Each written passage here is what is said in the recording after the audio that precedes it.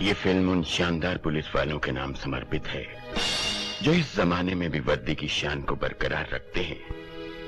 आप और हम जब अपने अपने घरों में सुख और चैन की नींद सो रहे होते हैं, तब ये जांबाज वफादार गर्मी सर्दी रात दिन आंधी और तूफान की परवाह न करते हुए अपना फर्ज निभाते हैं।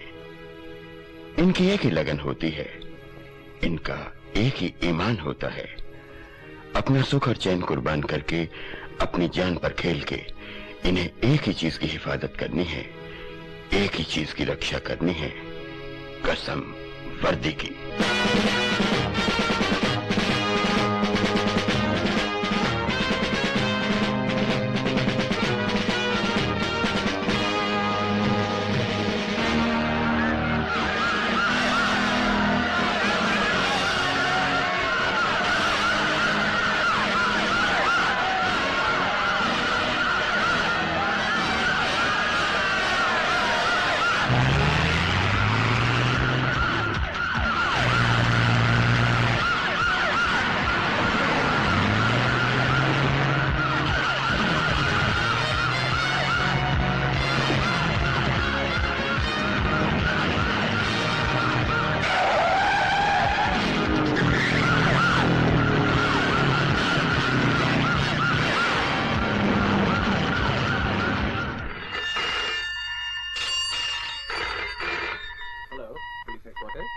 क्या एयरपोर्ट पे बम रखा हुआ है?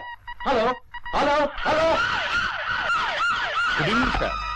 सर, जिस फ्लाइट पैसेंजर्स पर शक था, मैंने दोबारा सुरक्षा जांच के लिए उन सबको यहां रोक रखा है।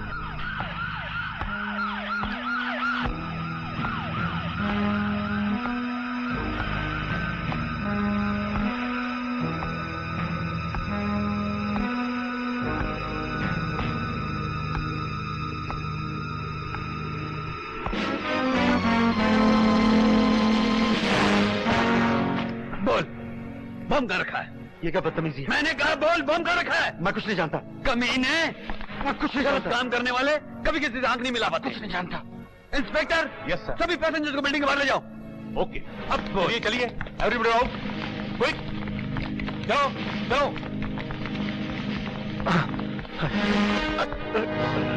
अब इस बिल्डिंग में सिर्फ हम दोनों हैं।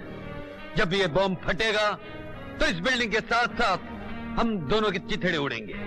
मैं तो एक पुलिस ऑफिसर हूं, सर पे कफन बांधकर मौत से खेलना मेरी ड्यूटी है। मगर तू अपनी रखी हुई मौत से मरेगा तो क्या होगा, ये सोचना तेरा काम है। मैं मरना नहीं चाहता। बम फटने में सिर्फ 2 मिनट बाकी है। मैंने बम वहां छुपाया है।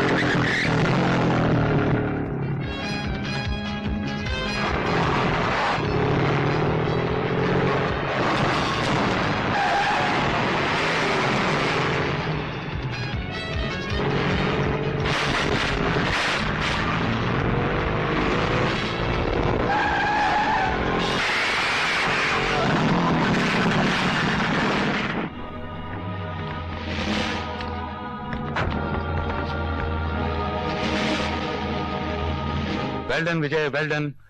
तुमने पुलिस डिपार्टमेंट का नाम रोशन कर दिया। Thank you sir. अच्छा एक बात बताओ, उस आदमी के बारे में कुछ पता चला कि वो कौन है, क्या नाम है उसका? पासपोर्ट पे उसका नाम जैकी है सर, लेकिन मुझे लगता है वो नाम नकली है। कोई पुराना रिकॉर्ड?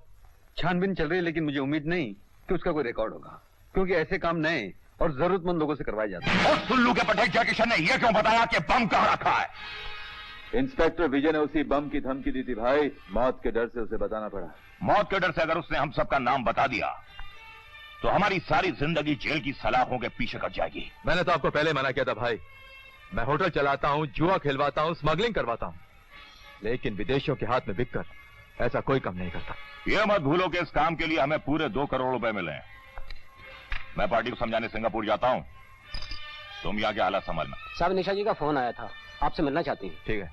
ये निशा कौन है? हमारे क्लब की डांसर है भाई, जय किशन है ना, उससे प्यार करा।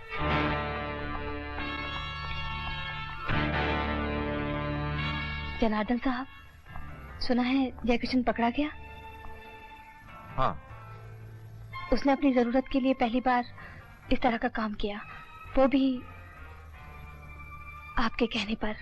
हमने उससे वादा किया था कि अगर कोई गड़बड़ हुई तो हम उसे बचाकर इस देश से बाहर निकाल देंगे, और हम किसी भी कीमत पर अपना वादा निभाते। पुलिस उसे मारेगी, कहीं वो बर्दाश्त न कर सका और उसने जबान खोल दी तो? उसकी मजबूरी उसे जबान नहीं खोलने देगी, और तुम भी अपनी जबान बंद रखोगे। हम जानते हैं कि जय किशन से ज्यादा तुम अपनी बहन पूजा से प्यार करती हो।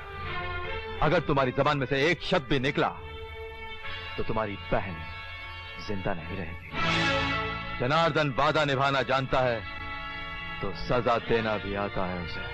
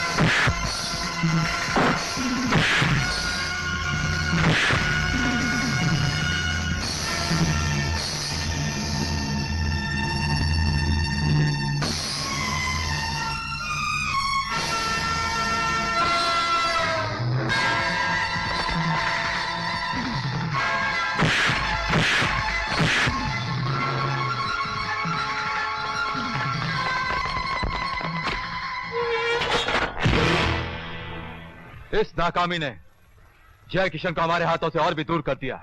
अगर आप कहें तो उस पुलिस स्टेशन को बम से उड़ा दे सर।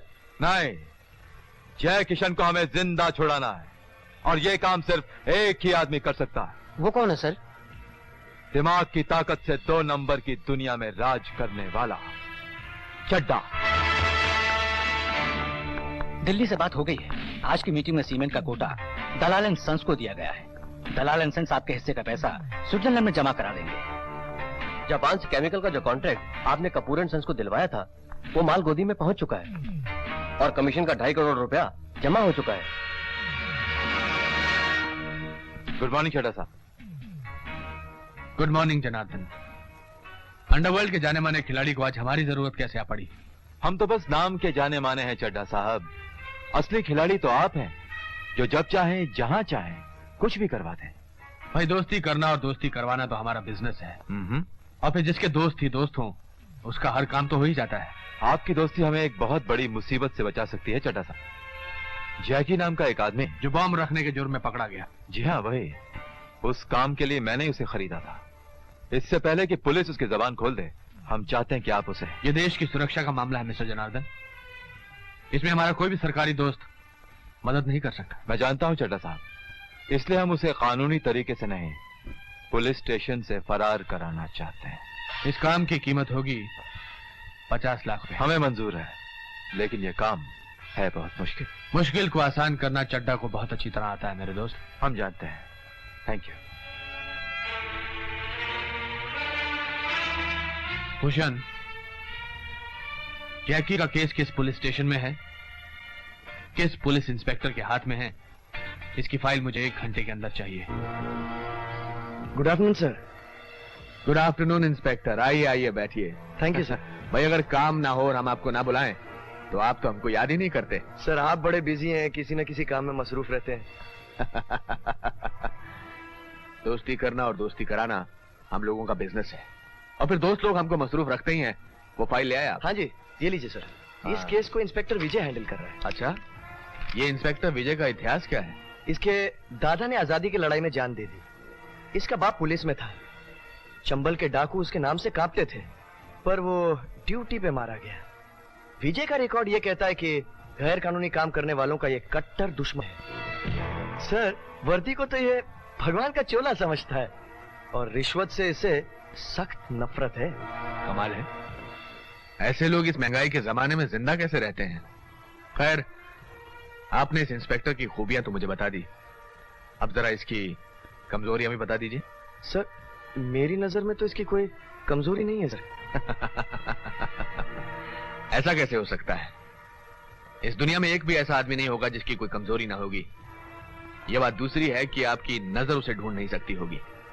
खैर, आपने इतनी मालूमात पहुंचाई, इसका बहुत बहुत शुक्रिया। सर ये तो दोस्ती का फर्ज है।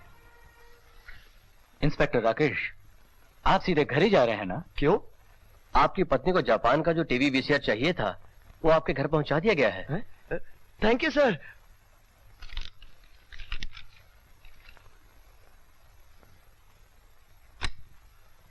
हीरा को अंदर भेजो। Yes sir. ये इंस्पेक्टर हमेशा इंस्पेक्टर ही रहेगा। कहता था कि इंस्पेक्टर विजय की कोई कमजोरी नहीं है। ये है इंस्पेक्टर विजय की कमजोरी। ये फोटो किसका है चड्डा साहब? इंस्पेक्टर विजय के छोटे भाई अजय का। अरे पूजा, ये सब क्या हो रहा है?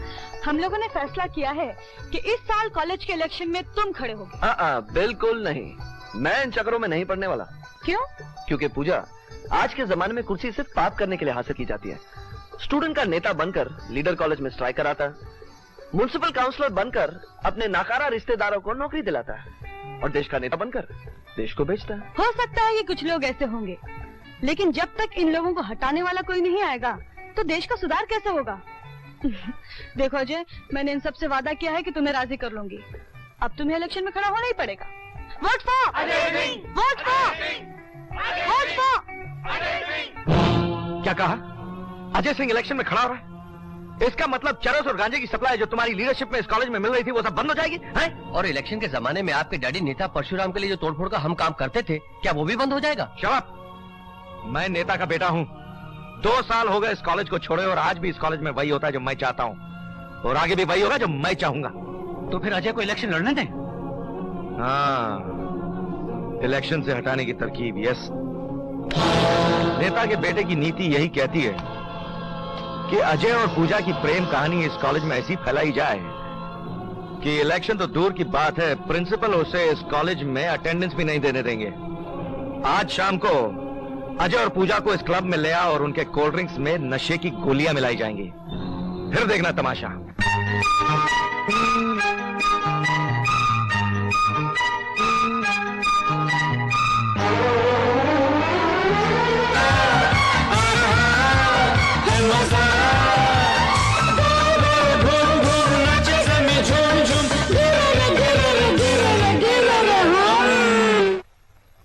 अगर मुझे तुम्हारे भाई इंस्पेक्टर विजय का ख्याल न होता तो मैंने तुम्हें कॉलेज से निकाल दिया होगा।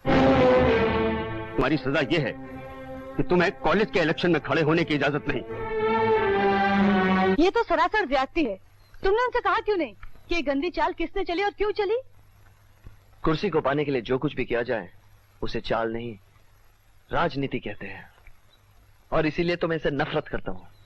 लेकिन हम उनके खिलाफ आवाज उठा सकते हैं, कॉलेज में स्ट्राइक करवा सकते हैं। छोड़ो भी, इस बहाने जो इनाम मुझे मिला मैं तो उसी से खुश हूँ। इनाम? हाँ, तुम्हारा प्यार। ये कोई इनाम से कम थोड़ी है।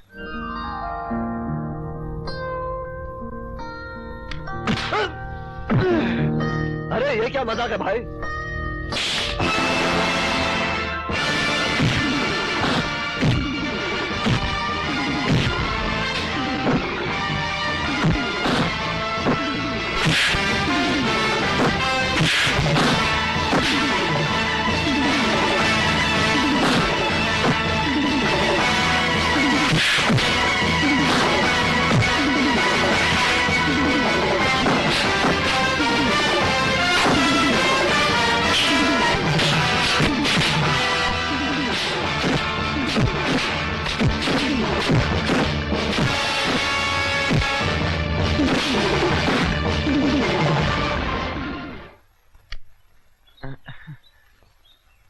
कौन थे ये लोग?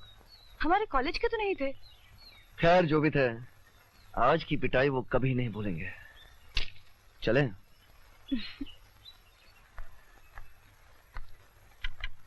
अजय, अरे भैया आप यहाँ कैसे चले आए अचानक? अब बैठिए ना। किन लोगों ने तुझ पर हमला किया था? ज्यादा चोट तो नहीं आई? आपको कैसे पता चला? पुलिस वाला हूँ, लोगों की हिफाजत करना मेरा फर्ज है। और फिर तू तो मेरा भाई है। भाई होने के नाते मेरी हिफाजत का ख्याल रखना वो तो ठीक है, लेकिन आजकल के पुलिस वाले सिर्फ अपनी कुर्सी का ख्याल रखते हैं। ये तू क्या कह रहा है? हमारे बाप दादाओं ने जिस वर्दी के लिए अपनी जानें दे दी, उसके लिए तू ये कह रहा है? वो दिन कुछ और थे भैया, जहाँ वर्दी की कसम निभाना सिपाही की शान होती थी। लेकिन आज के जमाने में वर्दी की हैसियत ही क्या है? हा? वो एक बंदिश है, बंदिश। आज का दौर भ्रष्टाचार और रिश्वतखोरी का है, जहाँ कुर्सी पर बैठने वाला सिर्फ अपनी कुर्सी संभालने की सोचता है। वो डरता है, झुकता है पैसों के सामने, बड़े नेताओं के सामने, ना कि अपने कानून के सामने। मुझे आज भी वो हादसा साफ याद है, जब मैं फर्स्ट ईयर कॉलेज में था।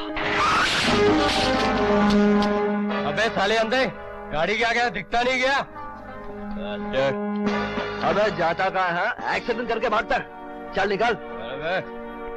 शराब पी रखी है? चल पुलिस स्टेशन चल। ये कौन है? इसने अपनी गाड़ी से एक आदमी को चल दिया है, शराब भी पी रखी है। तेरे बाप के पैसे की नहीं पी? यू शराब। इंस्पेक्टर कुमार जी। जी जी जी जी। कैसी बातें करते हैं? आपकी सेवा करना तो हमारा धर्म है। जी धन्यवाद।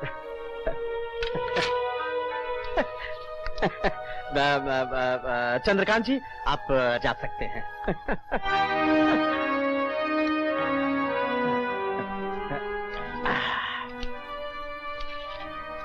ये सब क्या है इंस्पेक्टर साहब?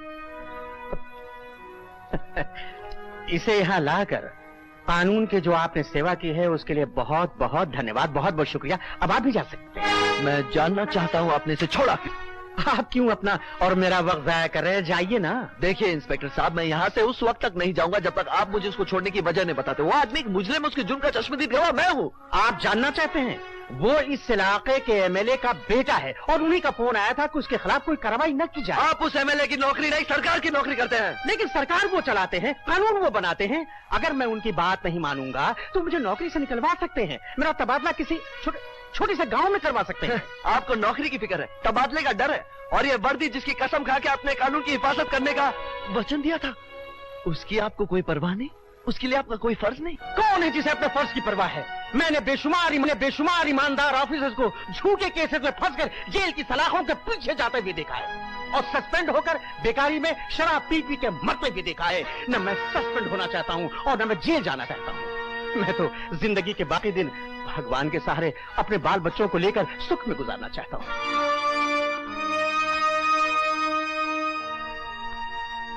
मैं मानता हूं कि भ्रष्टाचार के इस दौर में कई पुलिस वाले बड़े लोगों के दबाव में आ जाते हैं, लेकिन इसका मतलब ये नहीं कि पूरा पुलिस डिपार्टमेंट करप्ट है। अब मुझे देख, मैं तेरा भाई तेरे सामने खड़ा हूं, कभी मुझे किसी के सामने झुकते हुए देखा? एक गंदी मछली सारे तालाब को गंदा कर सकती है भैया, लेकिन एक अच्छी मछली सारे तालाब की गंदगी को दूर तो नहीं कर सकती। ठीक है, मैं मानता हूं कि तू बातों में बहुत होशियार है। फिलहाल तो अपनी पढ़ाई पूरी कर ले, इस मामले में बाद में बात करेंगे। अच्छा ये बता, जिन लोगों ने तुझ पर हमला किया था उनमें से किसी को तू पहचानता है? कोई नाम, कोई निशानी? नाम तो नहीं जानता। एक आदमी के दाहिने गाल पर एक चाकू के घाव का निशान था। चाकू के घाव का निशान? तुम एक कॉलेज के मामूली लड़के को पकड़ नहीं सके? उसको कोई मामूली लड़का मत समझना भूषण। उसके लड़ने के स्टाइल से मालूम पता है कि वो 8-10 को आराम से मार सकता है। तुम्हारे जैसे हट्टे कट्टे आदमी के मुंह से एक लौंडे की तारीफ अच्छी नहीं लगती। नहीं भूषण, किसी की बात को इस तरह नजरअंदाज करना ठीक नहीं। हीरा हमारा खास आदमी, अगर वो किसी की बहादुरी की तारीफ करता है तो जरूर उसका कोई मतलब होगा। यस, फिलहाल इस चक्कर को भूल जाओ, क्योंकि अजय नहीं उसका बड़ा भाई विजय भी होशियार हो गया होगा। हम 2 दिन के लिए दिल्ली जा रहे हैं, वापस आने के बाद इस मामले को देखेंगे। और हाँ, इंस्पेक्टर राकेश को फोन कर देना कि हीरा को किसी भी जुर्म में गिरफ्तार कर ले, और गिरफ्तारी की डेट 2 दिन पहले की होनी चाहिए। Yes sir. हीरा तुम्हें एक रात लॉकअप में काटनी होगी, कल छोड़ दिए जाओगे। Okay sir. जय किशन को हमारा मैसेज दे देना कि उसे छुड़ाने की कोशिश जारी है, वो अपनी जबान बंद रखे।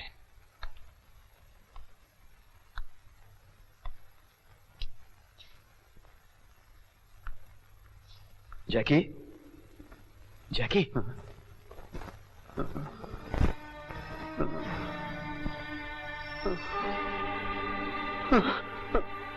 मैं कुछ नहीं जानता, मैं कुछ नहीं जानता। यही बोलना तुम्हारे लिए बहुत जरूरी है। जनार्दन साहब ने तुम्हारे लिए मैसेज भेजा है। कौन जनार्दन? मैं किसी जनार्दन को नहीं जाना। ड्रामा करने की कोई जरूरत नहीं। मैं तुम्हारा दोस्त हूं। तुम्हें छुड़ाने की पूरी कोशिश की जा रही है, लेकिन अगर तुमने अपनी जबान खोली तो तुम्हारी अंधी बहन को मार दिया जाएगा। नहीं। हरामजादे, इंस्पेक्टर विजय की नजर दिल की किताब पढ़ लेती है। तेरी भलाई इसी में है कि तू अपने साथियों के नाम इन्हें बता दे। तेरा कोई साथी नहीं, मैं किसी को नहीं जानता। तू ये झूठ ज्यादा देर तक नहीं बोल सकेगा। तेरे साथियों ने मेरे छोटे भाई को किडनैप करने की कोशिश की ताकि वो मुझे ब्लैकमेल कर सके।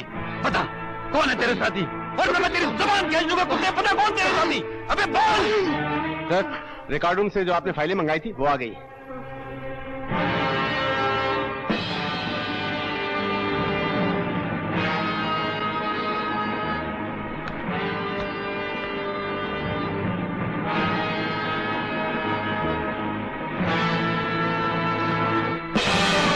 आदमी के दाहिने गाल पर एक चाकू के घाव का निशान था।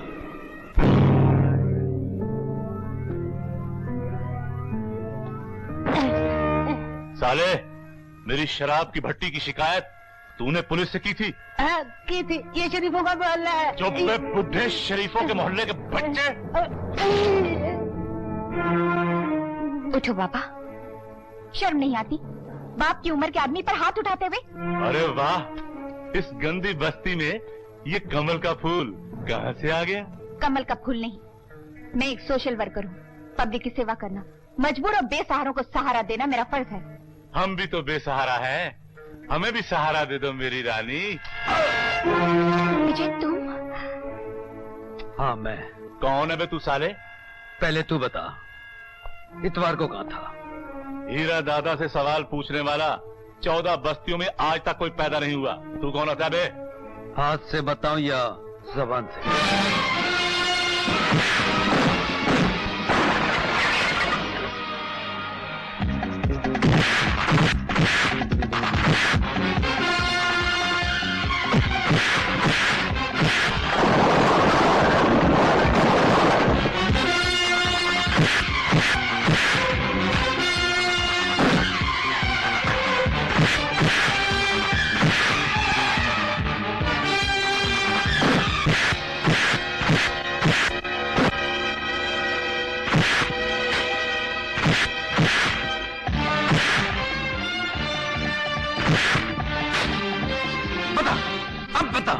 इतवार को तो कहा था, बोल। विजय, इतवार को तो ये पल्टन रोड पुलिस स्टेशन में था।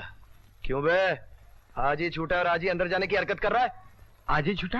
हाँ, इस मोहल्ले में मैंने इसे शराब की भट्टी लगाते हुए शनिचर को पकड़ा था। आज ही इसकी जमानत हुई है। मैंने सोचा देखा हूं कहीं फिर कोई हरकत तो नहीं कर रहा। इसका मतलब ये कि इतवार को ये लॉकअप में था? हाँ, क्यों? कुछ नहीं, ये बस्ती में दंगा फसाद कर रहा था। ले जाओ इसे। ले जाओ इसे। इसका मतलब है अजय पर किसी और ने हमला किया था।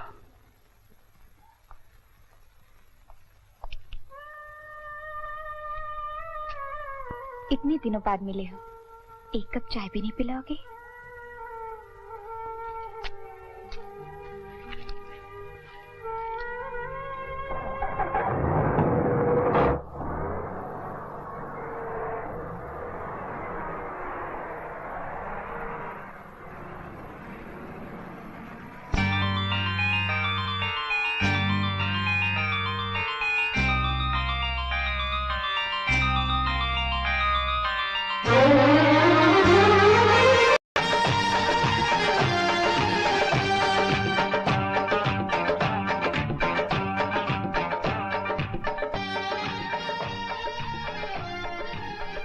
विजय, हम दोनों की मुलाकात को पूरे 2 महीने हो गए, फिर भी ऐसा लगता है जैसे आज ही मिले हो। ऐसा क्यों? यही तो प्यार का करिश्मा है, जिससे 2 इंसान जीवन साथी बनकर सारी जिंदगी गुजार देते हैं। मुझे कब बनाओगे? क्या जीवन साथी? अरे इतनी जल्दी क्या है, पहले मुझे अच्छी तरह समझ तो लो। हम दोनों एक दूसरे से प्यार करते हैं, इससे ज्यादा क्या समझना। वैसे भी मैं अपने डैडी की इकलौती बेटी हूँ।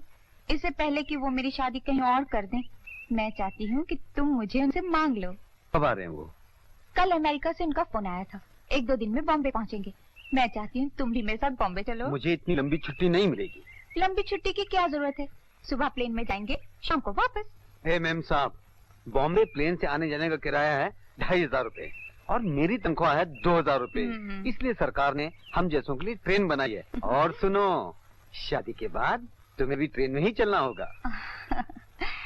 तुम मेरे साथ हो तो ट्रेन क्या, मैं पैदल भी चल सकती हूँ। That's like a good girl.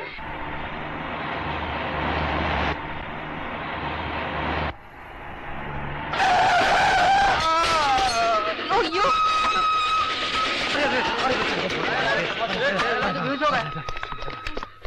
अंधे होकर गाड़ी चलाते हो क्या? अच्छा खास आदमी दिखाई नहीं देता? देखो बेचारे को कितनी चोट लगी है।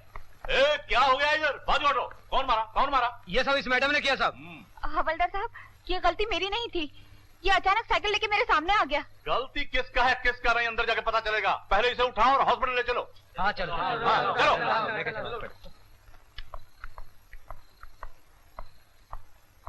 मेम साहब, मामला बहुत सीरियस हो गया है। हाँ? उसकी हड्डी टूट गई। उसे 2-3 दिन अस्पताल में रहना पड़ेगा। हाँ। हवलदार साहब, कितना खर्चा होगा? इलाज का या आपका नाम भी एक्सीडेंट से हटाने का? दोनों का। जास्ती नहीं होगा मेम साहब, खाली 3000 रुपया होगा। हम क्या लिखेगा रिपोर्ट में कि वो साइकिल से गिरा और उसका हड्डी टूट गया। ठीक है, मैं 5000 देती हूँ। अरे मेम साहब, फिर तो आप एक और एक्सीडेंट का डालो ना, वो भी अपन संभाल लेगा। ये लो। साहब, तुम जैसे लोग ही पुलिस डिपार्टमेंट को बदनाम करते हो। तुम जैसों को गोली मार देनी चाहिए। गलती हो गया साहब। ये गलती नहीं, जुर्म है। आज से मैं तुम्हें सस्पेंड करता हूँ। और तुम मेरे साथ पुलिस स्टेशन चलो। ओह, कम ऑन विजय। मैं तुम्हें एक्सीडेंट करने और रिश्वत देने के जुर्म में गिरफ्तार करता हूँ। मजाक मत करो विजय। कानून का मजाक उड़ाने वालों से मैं मजाक नहीं किया करता, उन्हें सजा दिलाता हूँ। Come on.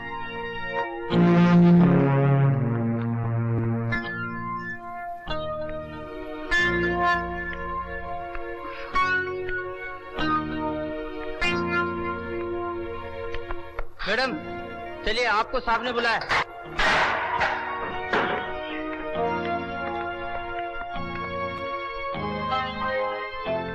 I am sorry आरती जी, आपको इतनी देर लॉकअप में रहना पड़ा। Very sorry. इतनी देर अंदर रहने के बाद इतना जरूर समझ गई होंगी कि ना ही तेज गाड़ी चलाना और ना ही दोबारा किसी को रिश्वत देने की कोशिश करना। मैं तेज गाड़ी भी चलाऊंगी, जरूरत पड़ने पर रिश्वत भी दूंगी, और तुम जैसे खुदगर इंसान से शादी भी नहीं करूंगी। प्यार और शादी मेरा जाती मामला है, जिसका इस वर्दी से कोई ताल्लुक नहीं।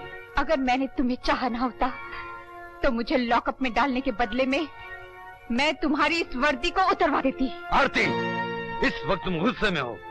तुम्हारे मुंह से निकला हुआ कोई भी गलत शब्द तुम्हें दोबारा हवालात में पहुंचा सकता है। इससे अच्छा है तुम यहाँ से चली जाओ। तुम मुझे हवालात की धमकी दे रहे हो? बंद कर दो मुझे। मेरे पापा के एक फोन पर इस पुलिस स्टेशन का हर आदमी डिसमिस न कर दिया जाए तब कहना। आरती, फजूल की बकवास मत करो। वकील साहब, आप प्लीज ले जाइए इन्हें। वकील साहब क्या ले जाएंगे? बंद कर दो मुझे हवालात में। देखो कितनी ताकत है तुम्हारी इस 2 टके की वर्दी में। आरती, ये वर्दी मेरी माँ है, मेरा भगवान है। इसके खिलाफ एक शब्द भी और अपने मुंह से निकाला ना तो मैं तुम्हें जिंदगी में माफ नहीं करूंगा। माफ तो मैं नहीं करूंगी तुम्हें। बहुत अच्छा हुआ जो एक्सीडेंट हुआ, पता चल गया कि तुम कितने पत्थर हो, कितने घमंडी हो, कितने कठोर हो। खबरदार जो मुझसे कभी बात की। I hate you, I hate you, I hate you। क्या हुआ? कुछ नहीं, चलो।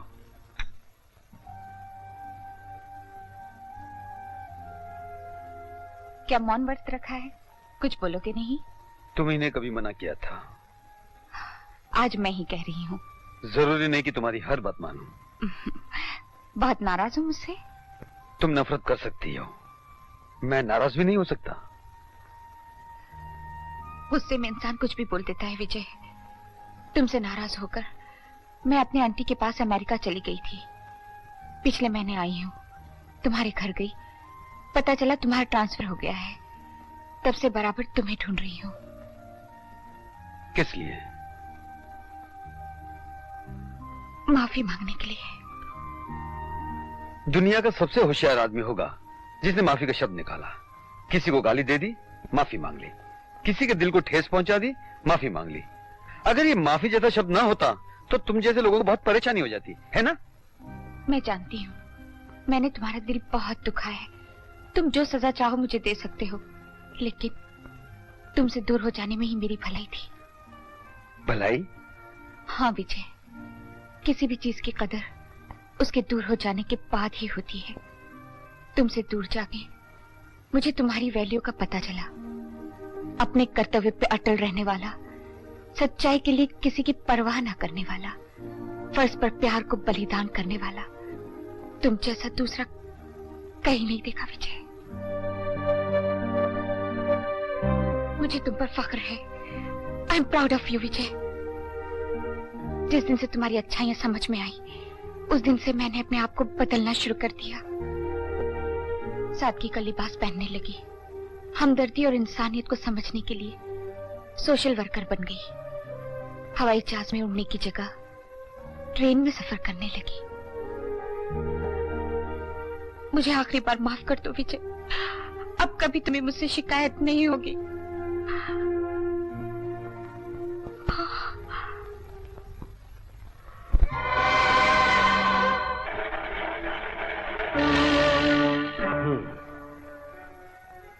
इंस्पेक्टर विजय की ऑनेस्टी और वर्दी के प्रति उसके कर्तव्य की पुलिस डिपार्टमेंट में कस्में खाई जाती हैं।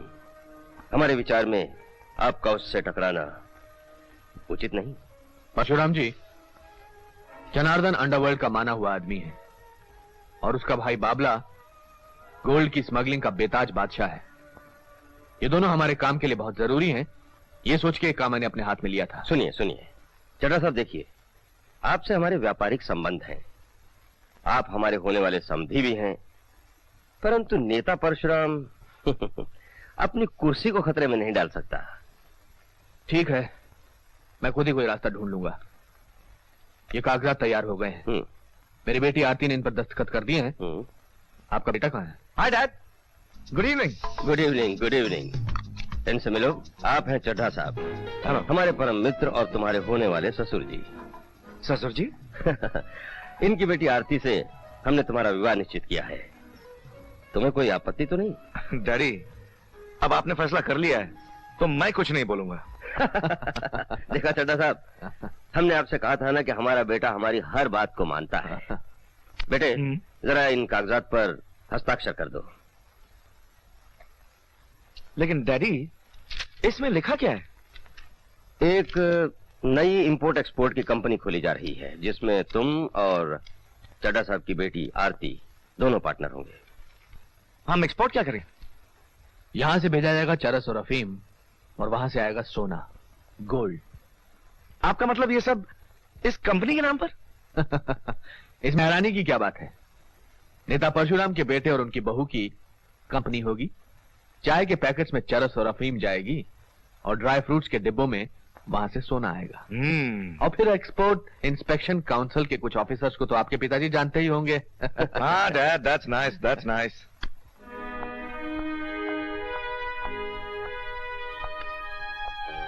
साहब, जय किशन के घर का पता चल गया है। चांदीवली में उसका घर है, खोली नंबर 15, और घर में उसकी एक अंधी बहन है। आई सी। कौन है? जय किशन का घर यही है। जी हाँ, मैं उनकी बहन हूँ, आशा। आप? मेरा नाम विजय है। मैं आपसे कुछ पूछना चाहता हूँ। आइए, बैठिए। शुक्रिया।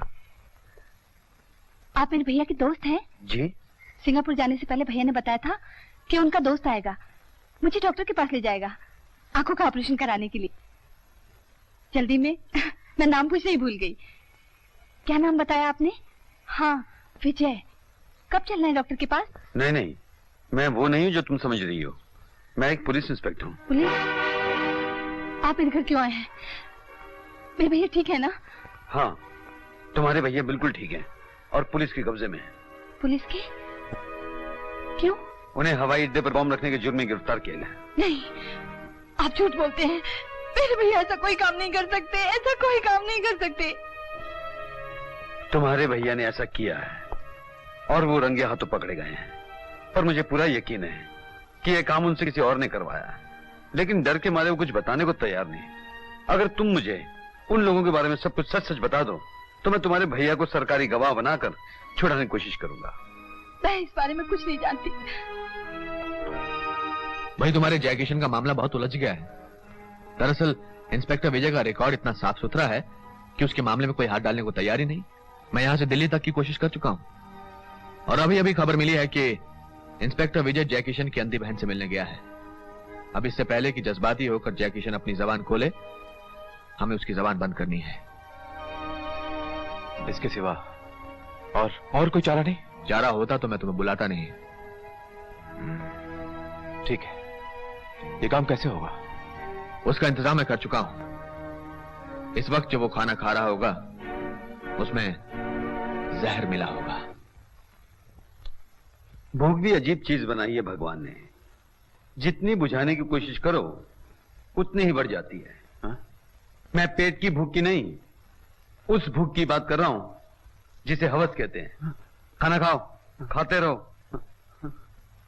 1500 रुपया महीना भाई बहन के लिए काफी नहीं था? हा? इसका मतलब आप? हाँ, मैं तुम्हारे बारे में सब कुछ जान गया हूं। तुम्हारी अंधी बहन को मिल भी आया हूं जो ये समझ रही है कि तुम सिंगापुर गए हो। इंस्पेक्टर साहब, आपने ठीक नहीं किया। वो लोग मेरी बहन को मार डालेंगे। मैंने उसकी हिफाजत का पूरा इंतजाम कर दिया है, लेकिन कब तक? इससे पहले कि उसकी जान को कोई खतरा हो तुम मुझे उन तमाम लोगों के नाम बता दो। बताओ जैकी, मुझे उन लोगों के नाम बताओ। इंस्पेक्टर साहब, वो जैकी, अरे कोई जल्दी आओ। जैकी, जल्दी को डॉक्टर बुलाओ। ये तो मर गया, लगता है इसे जहर दिया गया है।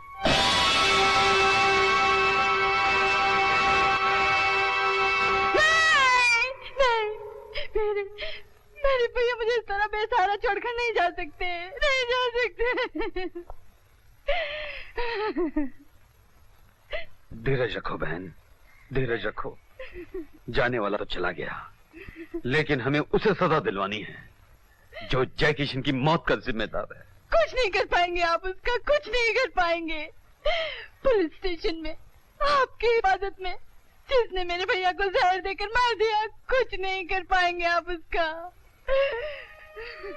जयकिशन की मौत पुलिस के मुंह पर तमाचा, ये मैं मानता हूं, लेकिन इसका जवाब जयकिशन को मारने वाले के लिए फांसी का फंदा होगा, इसका यकीन रखना। किस बात पर यकीन रखूं? आपने कहा था कि मेरी आंखों की रोशनी के साथ भैया की सजा के अंधेरों को दूर कर देंगे। यहाँ तो पूरी जिंदगी अंधेरे कुएं में दफन हो गई। घेर कर काले बादल अंधकार कर सकते हैं, लेकिन इसका मतलब ये नहीं कि सूरज छुप जाता है। क्या तुम जयकिशन के किसी ऐसे दोस्त को जानती हो जिससे वो दिल की हर बात करता हो? हाँ, लेकिन भैया कभी कभी निशा नाम के डांसर का जिक्र किया करती थी। निशा? कहाँ डांस करती है वो? मुझे नहीं मालूम। तुम्हारे भैया अपनी सारी चीजें कहाँ पर रखा करते थे? शायद उसमें कोई काम की चीज मिल जाए। सामने वाली ड्रॉर में भैया अपनी सारी चीजें वहीं रखा करते थे।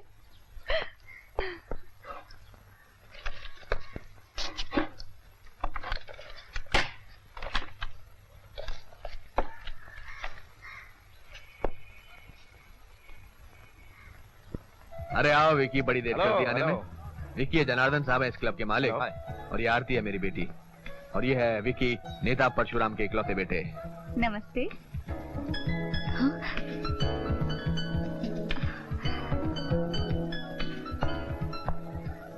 विजय, excuse me dad.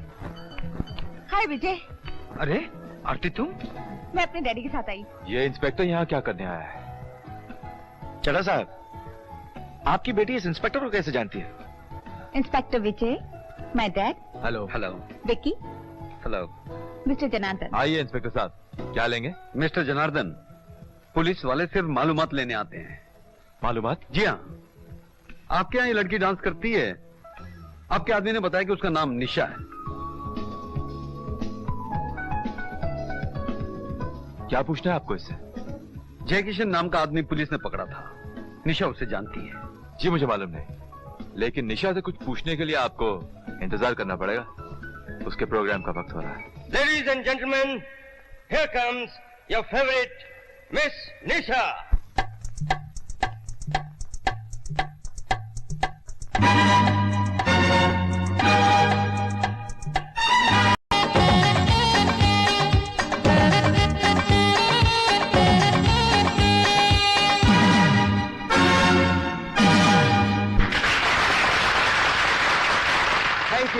Thank you. Ladies and gentlemen, thank you. निशा जी, आप कुछ कहिए।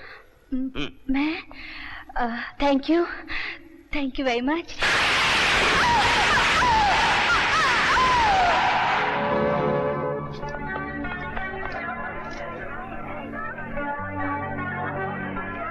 Don't move, it's a police case.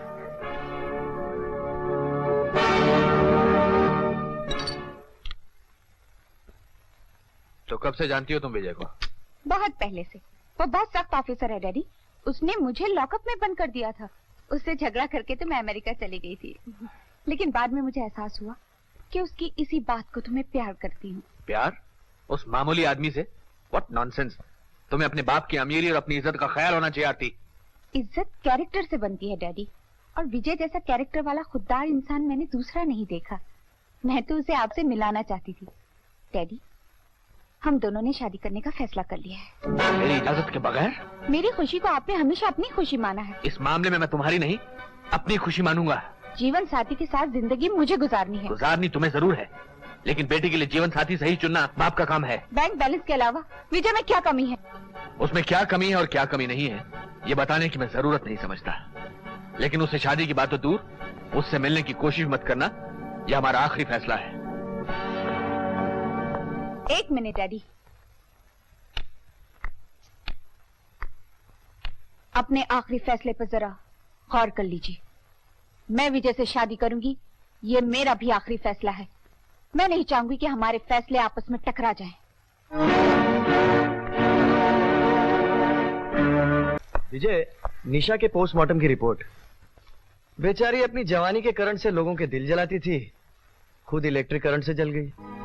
वो जली नहीं, जला दी गई। इन्वेस्टिगेशन की रिपोर्ट से यह साबित होता है कि एक हादसा था। यह हादसा उसी वक्त क्यों हुआ जब मैं उससे मिलने गया था? हो सकता है कि इत्तेफाक हो। मैं इसे इत्तेफाक नहीं, होशियारी समझता हूँ। हमें उस होटल के लोगों पर कड़ी नजर रखनी होगी। विजय को पूरा यकीन हो गया कि निशा की मौत एक हादसा नहीं, कत्ल है। इसका मतलब यह हुआ कि उसे मुझ पर और मेरे होटल पर भी शक है। ये कमबख्त विजय हर कदम पर हमारे रास्ते की दीवार बनता जा रहा है। इस दीवार को रास्ते से हटा क्यों नहीं देते? नहीं विकी, उसे रास्ते से हटाना बहुत मुश्किल है। उसके सीनियर ऑफिसर उसकी इज्जत करते हैं, नेता लोग उसे डरते हैं। मैंने आज तक ऐसा सख्त कानून का रखवाला अपनी जिंदगी में देखा ही नहीं। तो फिर उसे कानून के जाल में फंसाकर मारना चाहिए। वो कैसे? नेता का बेटा हूं, ऐसी नीति चलूंगा कि ना सिर्फ उसकी वर्दी उतरेगी, बल्कि आरती भी उससे नफरत करने लगेगी। सुनिए। कौन है? मैं हवलदार हूँ। वो इंस्पेक्टर विजय साहब ने आपको फौरन बुलाया है। विजय भैया ने मुझे बुलाया है? हाँ। क्यों? वो जय किशन के कातिल का पता चल गया है ना, इसलिए। उसका पता चल गया? हाँ। कौन है वो कमीना? वो नहीं, उसको गिरफ्तार करने से पहले विजय साहब आपसे कुछ पूछना चाहते हैं। अच्छा। हाँ। मुझे उनके पास जल्दी लेके चलिए। हाँ। चलिए। आओ आओ। हाँ, आराम से आओ। हाँ, आ गई अपनी मंजिल आशा। ये पुलिस स्टेशन है? अरे ये ऐसा स्टेशन है जहाँ से तुम्हारी जिंदगी का एक नया सफर शुरू होगा। मतलब? अरे मतलब क्या है कि आज से तुम्हारे भाग खुल गए। झोपड़ी की जगह छत, चारपाई की जगह मसारी, और अंधेरे की जगह उजाले उजाले मिलेंगे। मैं समझी नहीं। अरे बड़ी भोली है रे तू। अपने वो विजय साहब है ना, इंस्पेक्टर विजय, वो तुम पर मर मिटे हैं। हवलदार साहब। अरे नाराज क्यों होती हो? तुम्हें तो खुश होना चाहिए। तुम्हारी कोई बहन होगी, उसे ये खुशी दिला दो। जाती कहाँ हो? चलो आज से तुम्हें बहन मान लिया हमने। आइए विजय साहब, अपनी चिड़िया को संभालिए। इंस्पेक्टर साहब देखिए ना, कैसी गंदी गंदी बातें कह रहा है आपके लिए।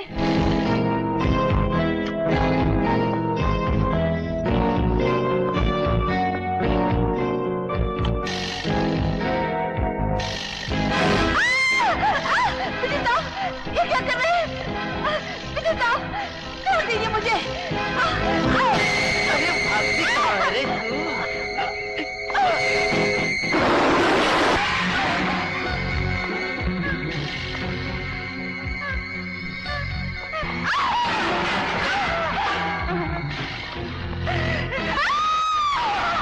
विजय साहब मुझे छोड़ दीजिए।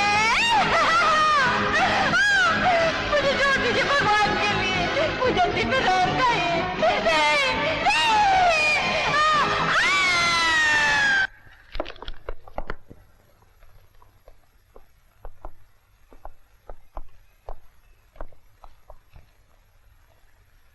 अरे आओ राकेश आओ, बहुत अच्छे मौके पर आए हो। लो चाय पियो, मैंने अपने हाथों से बनाई है, बहुत कम लोगों को नसीब होती है। मैं चाय पीने नहीं आया हूँ, तुम्हारे लिए हथकड़ी लाया हूँ। हथकड़ी? ये रहा तुम्हारी गिरफ्तारी का वारंट। मेरा जुर्म क्या है? तुमने जैकी की बहन आशा का बलात्कार किया है।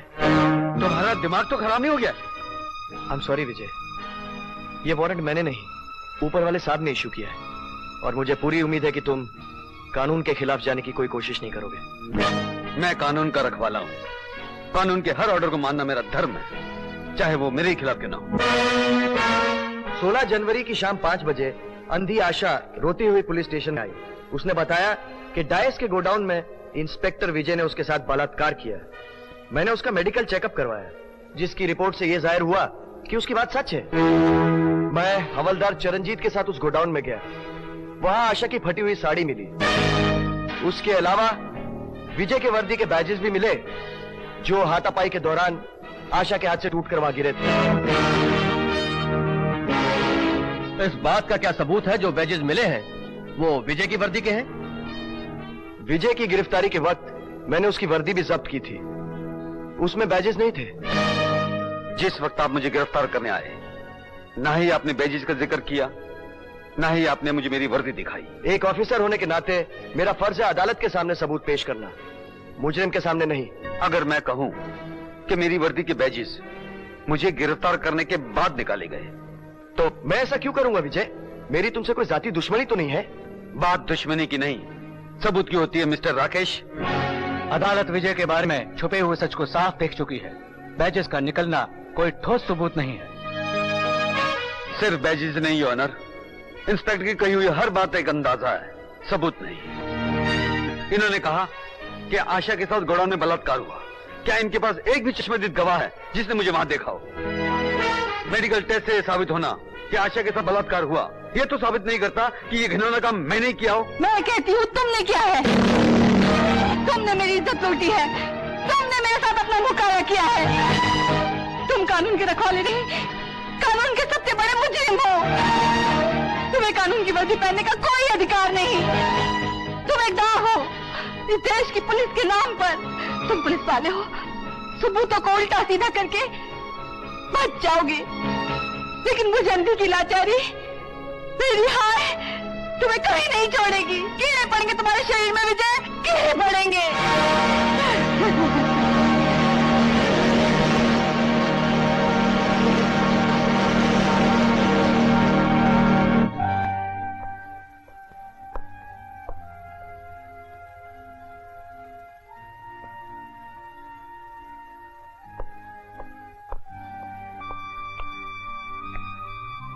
विजय, अदालत धोखा खा गई ना?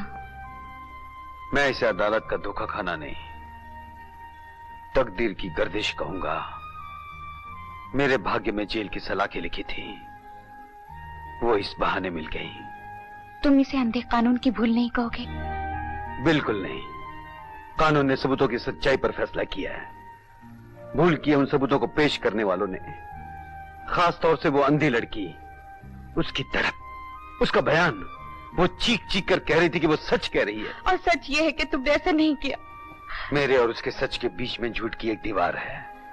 उसकी सच्चाई क्या है इस वक्त मैं समझ नहीं पा रहा हूँ। जेल में रहकर तुम इस सच्चाई को कैसे साबित कर सकोगे? सच्चाई की ताकत बहुत बड़ी होती है आरती। वक्त आने पर वो झूठ के पाताल का सीना चीरकर बाहर निकल आती है। इंसान को चाहिए कि वक्त का इंतजार करे।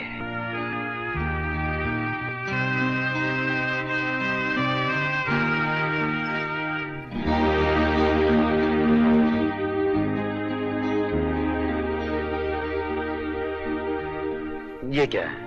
जिस वक्त पर तुम्हें इतना भरोसा है उसका इंतजार करने का, ये मेरा सहारा है। मैं तुम्हारे नाम का सिंदूर अपनी मांग में भर के तुम्हारी पत्नी बनके तुम्हारे घर में रहने का अधिकार चाहती हूँ। आरती, मत अपने आप को इतनी कड़ी तपस्या में डालो। हो सकता है कि मेरी बेगुनाही साबित ना हो। और साथ साथ 7 साल क्या, मैं 7 जन्म तुम्हारा इंतजार कर सकती हूँ। नहीं आरती नहीं, मैं तुम्हें इतनी बड़ी सजा नहीं दे सकता। मेरा काम मानो, किसी अच्छे से आदमी से शादी करके अपना घर बसा लो। विजय, तुम्हें गलत समझ के, तुमसे नफरत करके, तुम्हारे बिना 1 साल नहीं गुजार पाई। तुम्हें समझकर एक पल भी नहीं गुजार पाऊंगी। मैंने अपनी जिंदगी तुम्हारे नाम पर लिख दी है। अपना नाम देके इज्जत से जीने का अधिकार दे दो तो ठीक है, वरना तुम्हारे नाम के साथ बदनाम होकर जिंदगी गुजार दूंगी। आरती, आरती को उसके नाम की तरह पवित्र रहने का हक दे दो विजय। तुम्हें तुम्हारी आरती की सौगंध।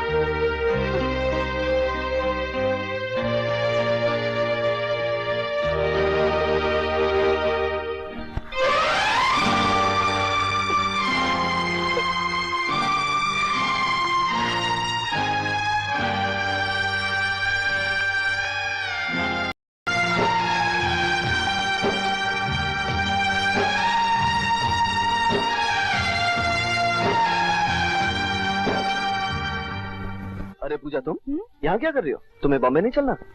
मैं अपनी दीदी का वेट कर रही हूँ। लगता है उन्होंने ट्रेन मिस कर दी। ओह, चलो मैं भी रुक जाता हूँ। नहीं नहीं, तुम जाओ, वरना तुम्हारे भैया परेशान होके खुद चले आएंगे। और वैसे भी मैं दीदी के साथ पूना जा रही हूँ। नेक्स्ट वीक जब बॉम्बे आऊंगी ना तो तुम्हारे घर आऊंगी। तुम अपनी दीदी को साथ जरूर लाना। मैं अपने भैया को तुम्हारे बारे में सब कुछ बता दूंगा। मैं चलूं?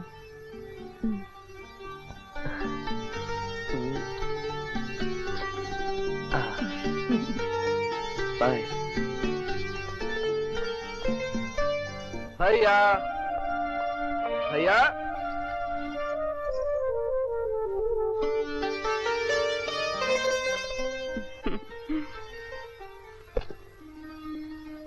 आप? मैं तुम्हारी भाभी हूँ। भाभी? ये कैसे हो सकता है? देखिए, मजाक मत कीजिए, सच सच बताइए, आप हैं कौन? मैं सच कह रही हूँ अजय। ये ठीक है कि कोई मंडप नहीं सजा, कोई बारात नहीं आई, कोई टोली नहीं उठी। बस तुम्हारे भैया के पवित्र हाथों ने इस मांग में सिंदूर भरा और हम जीवन साथी बन गए। लेकिन भैया मुझे तो बताते, वो है कहाँ? वो जेल में है। क्या?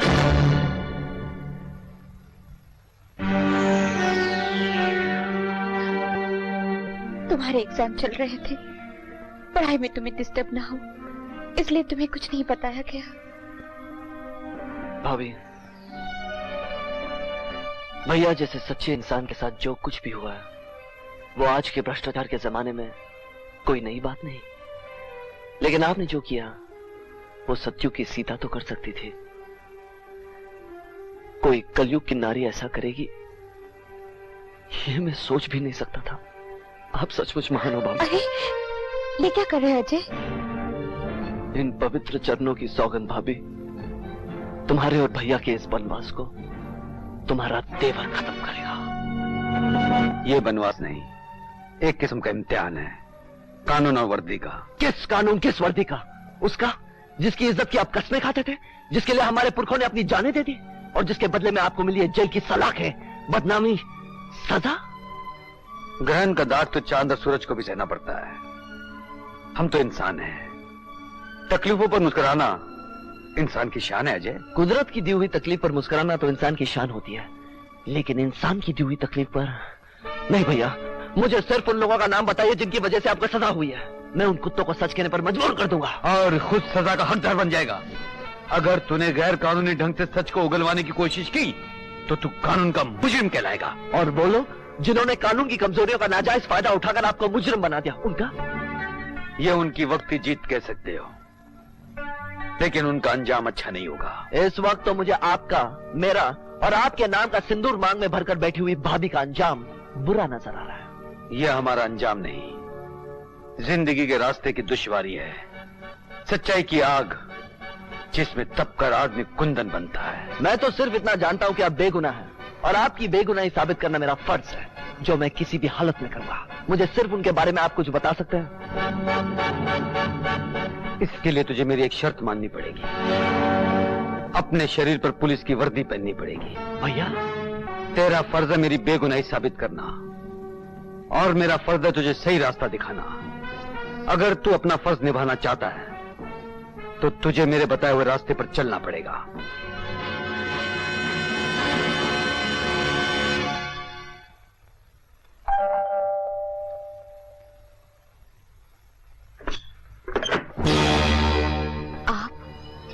मैं बाहर गाड़ी में तुम्हारा इंतजार कर रहा हूं, चलो। नहीं पिताजी, मैं अपने पति या देवर की आज्ञा के बिना इस दहलीज के बाहर नहीं निकल सकती। न सिर्फ तुम बाहर निकलोगी, बल्कि दोबारा कभी इस दहलीज के अंदर कदम नहीं रखोगी। ये तुम्हारे पिता का हुक्म है। पति का नाम साथ लग जाने के बाद पिता का लड़की पर कोई अधिकार नहीं रह जाता। बकवास बंद करो। तुम्हारा ये बचपना हमें गुस्सा दिला देगा और अपनी जायदाद से तुम्हारा नाम काट देंगे।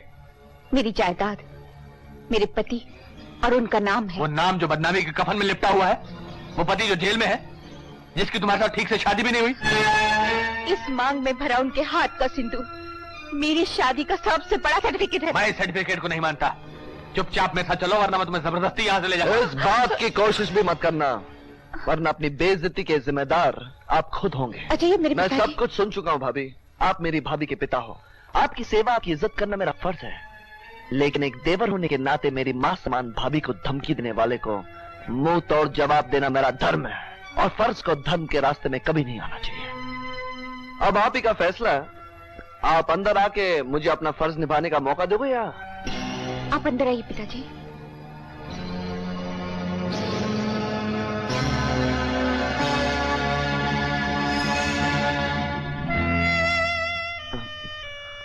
आई एम सॉरी भाभी, मैंने आपके पिता के साथ ये डरती थी विजय के बिना हालात का मुकाबला कैसे कर सकूंगी। तुम जैसे देवर को पाकर लगता है मुकाबला कैसा, हालात को तो ठोकरे मार मार कर भगा दूंगी। मिला अपने भैया से, क्या कहा उन्होंने? कहने लगे कि जब तक तुम पुलिस की वर्दी पहनकर नहीं आओगे, मैं अपने फंसाने वालों के बारे में कुछ नहीं बोलूंगा। अब तुम ही बताओ भाभी, क्या दिया है इस वर्दी ने उन्हें जो मुझे भी उसमें बांधना चाहते हैं? वो तुम्हें बांधना नहीं चाहते थे, तुम्हारे हाथों को मजबूत करना चाहते हैं। भाभी, आज के जमाने में वर्दी मजबूती नहीं, एक बंधन है, एक डोर है जो आदमी को कठपुतली की तरह बांध के रखता है, और जिसे नचाते हैं वो लोग जिनका पैसा कानून को खरीद लेता है, वो नेता, वो अधिकारी जो अपनी सीट, अपनी पोजीशन का नाजायज फायदा उठाते हैं। इतनी सच्ची बात तुम जैसा हर नौजवान समझ ले तो आने वाले कल का इतिहास बदल सकता है। पैसे और कुर्सी की नाजायज ताकत के सामने तुम जैसे वर्दी की इज्जत, वर्दी की कसम खाने वाले जब झुकना छोड़ देंगे, तभी तो बदलेगा आज का ढांचा, देश का भविष्य। ठीक है भाभी, अगर आप भी यही चाहती है तो इस वर्दी की कसम, इसकी शान, इसके हर असूल को मानकर पूरी ईमानदारी के साथ इसे पहनूंगा। ये भी कोई शादी हुई अंकल? न फेरे न बारात, पाप हैं आप, जबरदस्ती कर सकते थे। वो बालिग है विकी, जबरदस्ती नहीं कर सकता। और फिर तुम जानते हो कि आरती कितनी जिद्दी है, लेकिन तुम फिक्र मत करो, विजय को 7 साल की सजा हुई है। 3-4 महीने में जज्बात का जोश ठंडा हो जाएगा, फिर मैं उसे ले आऊंगा। लेकिन अंकल, उसके बीच अगर हमें कुछ माल बाहर भेजना पड़ा तो आरती के दस्तखत की जरूरत तो पड़ेगी ना। तुम उसकी चिंता मत करो, दस्तखत मैं ले आऊंगा। विजय के प्यार ने उसका दिल जरूर जीत लिया है, लेकिन उसके प्यार में इतना दम नहीं जो बाप के अधिकार को छीन सके। मैं कसम खाता हूँ इस वर्दी की, मैं कसम खाता हूँ इस वर्दी की कि इस देश के कानून को सच्चाई से निभाने के लिए अपनी जान की बाजी लगाने से भी मैं पीछे नहीं हटूंगा। जय हिंद। जय हिंद।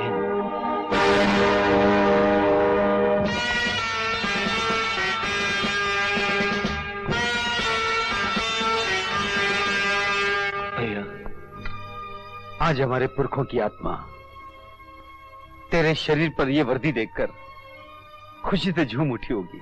मेरी आत्मा तो उस वक्त खुश होगी जब मैं आपको इस कैदी की वर्दी से आजाद करवाऊंगा। तू ऐसा करेगा मेरे भाई, इसका मुझे पूरा यकीन था। भैया, मैंने आपके केस पेपर्स पढ़े। उस हरामजादी अंधी लड़की... नहीं अजय, नहीं, उस लड़की के बारे में गलत मत सोच। मेरी दिली तमन्ना है कि मैं उसका ऑपरेशन कराऊं, उसकी आंखें वापस दिलाऊं। ये आप उस लड़की के बारे में कह रहे हैं जिसके झूठे बयान ने आपके नाम, आपकी इज्जत को बदनाम किया, आपको सजा दिलाई? मेरा तजुर्बा कहता है अजय कि आशा ने जो कुछ भी अदालत में कहा वो सच है। और आप ऐसा घिनौना काम नहीं कर सकते, ये भी सच है। वो कौन सी बात है, कौन सी चाल है जिसने आशा के झूठे बयान में सच्चाई जैसी ताकत पैदा कर दी? इसका पता तुम्हें लगाना है। इस खेल की शुरुआत उस दिन हुई थी जब मैंने जय किशन को गिरफ्तार किया था। जय किशन आशा का भाई था। वो जनार्दन के होटल में डांस करने वाली निशा से प्यार करता था, वही काम करता था। तुम्हें अपनी तफ्तीश की शुरुआत जनार्दन के होटल से करनी होगी।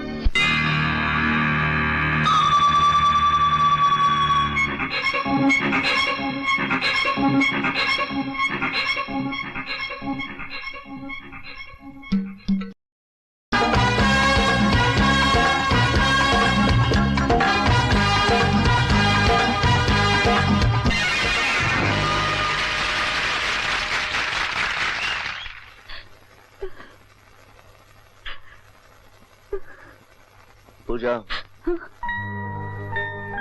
अजय, तुम यहाँ क्या कर रहे हो? यही सवाल मैं तुमसे पूछना चाहता हूँ। तुम्हें इस रूप में देखे मेरे दिल पर क्या गुजरेगी, ये कभी सोचा तुमने?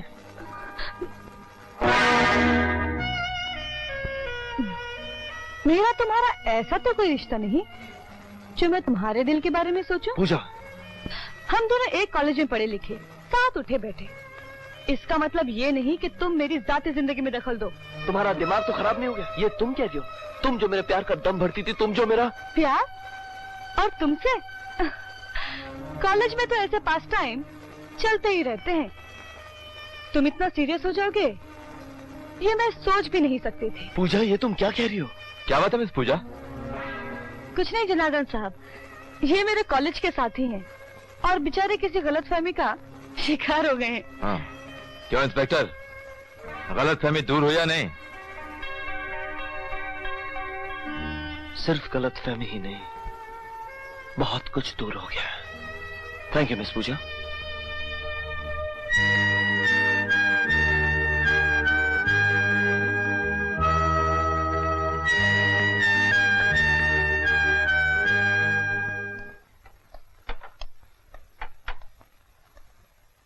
आ गए थे? चल हाथ मुंह धो ले, मैं खाना लगाती हूँ। तुम खा लो भाभी, मुझे भूख नहीं है।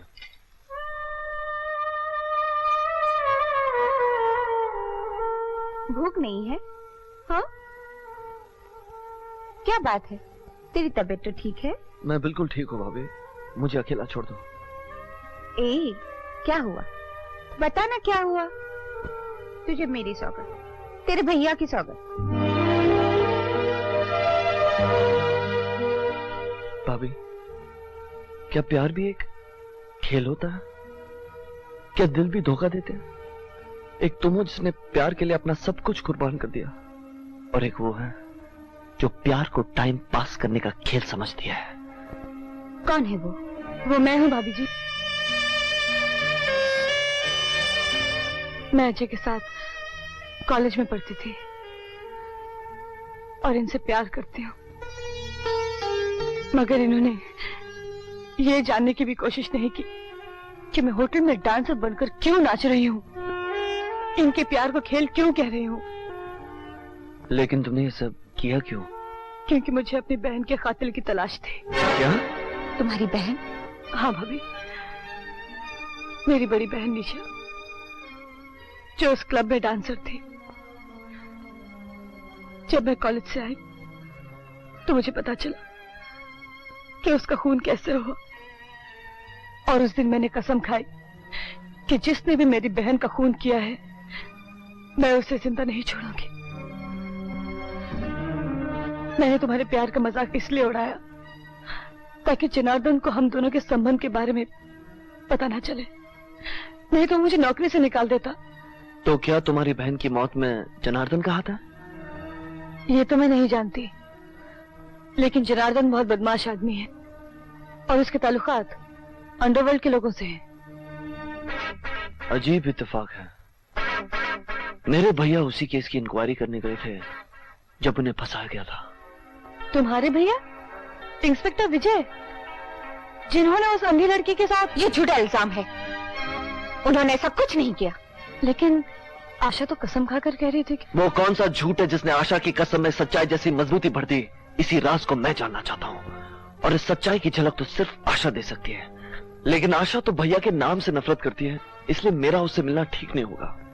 उससे कुछ मालूम करने के लिए मेरे पास एक रास्ता है। वो क्या है भाभी? मैं और तुम राधा को डॉक्टर के पास ले जाकर उसकी आंखों का ऑपरेशन कराएं।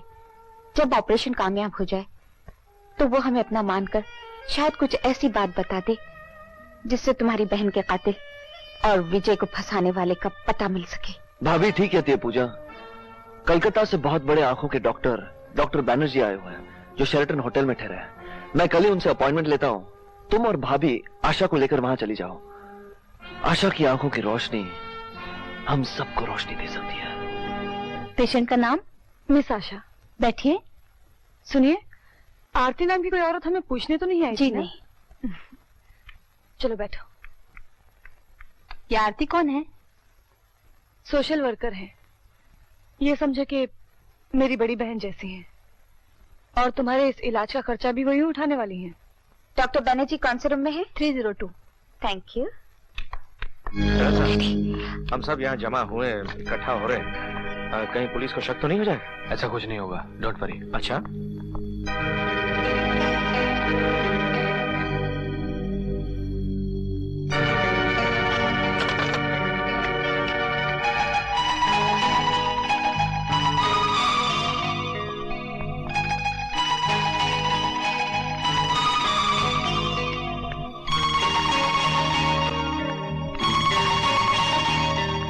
चड्ढा साहब, सिंगापुर का काम हो गया है, पार्सल तैयार हैं। आप जब कहेंगे हम जहाज में चढ़वा देंगे। हमारे आदमी ड्यूटी पर कब होंगे इसकी खबर मैं जनार्दन को कल कर दूंगा। यहाँ से जो माल जाना है वो जमा हो गया? कल तक सब जमा हो जाएगा। वहां से आपके पार्सल निकलेंगे और यहाँ से हमारे। लेकिन आपकी बेटी के साइन के बगैर माल उतरेगा कैसे? डोंट वरी, वो मेरी बेटी है, मेरे से अलग रहती है, लेकिन करेगी वही जो मैं चाहूंगा।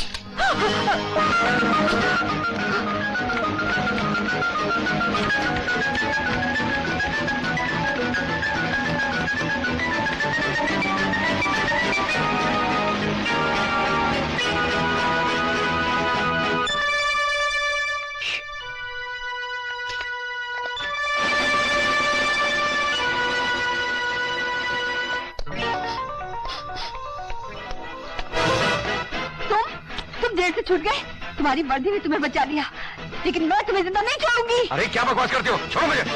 आशा छोड़ दो इन्हें। नहीं, मैं इसे जिंदा नहीं छोड़ूंगी, इससे मेरी इज्जत लूटी है, मैं इसका खून पी जाऊंगी। आशा, ये इंस्पेक्टर विजय नहीं है, ये विकी है, और मैं इन्हें बहुत अच्छी तरह जानती हूँ। लेकिन इसने तो वही खुशबू लगाई है जो विजय ने उस वक्त लगाई थी जब उसने मेरे साथ मुंह काला किया था। अरे क्या बकवास करती हो, छोड़ो। इडियट।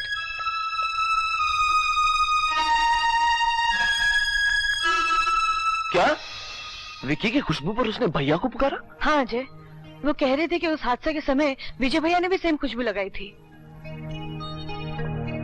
भैया को तो खुशबू से नफरत है, वो तो कभी कोई खुशबू नहीं लगाते। कहीं इस मामले में विकी का हाथ तो नहीं? तुम तो जानते ही वो किस किस्म का आदमी है।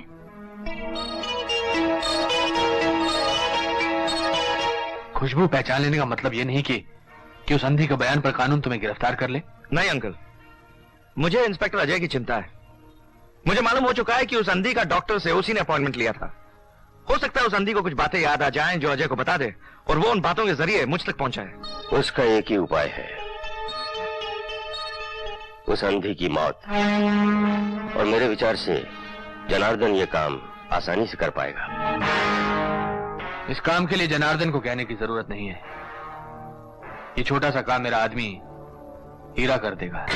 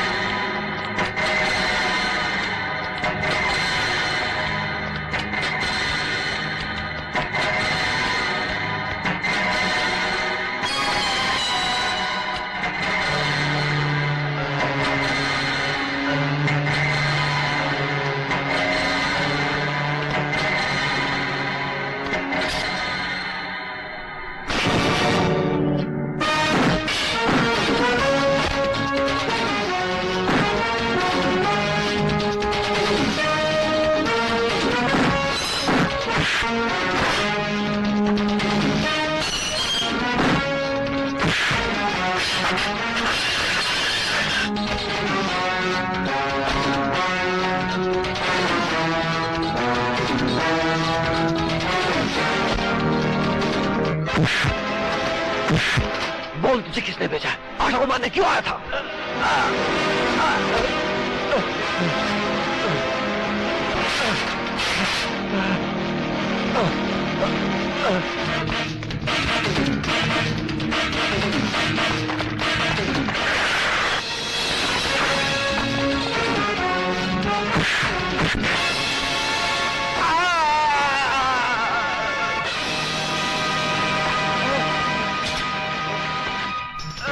बोल, किसने भेजा है तुझे? बोल!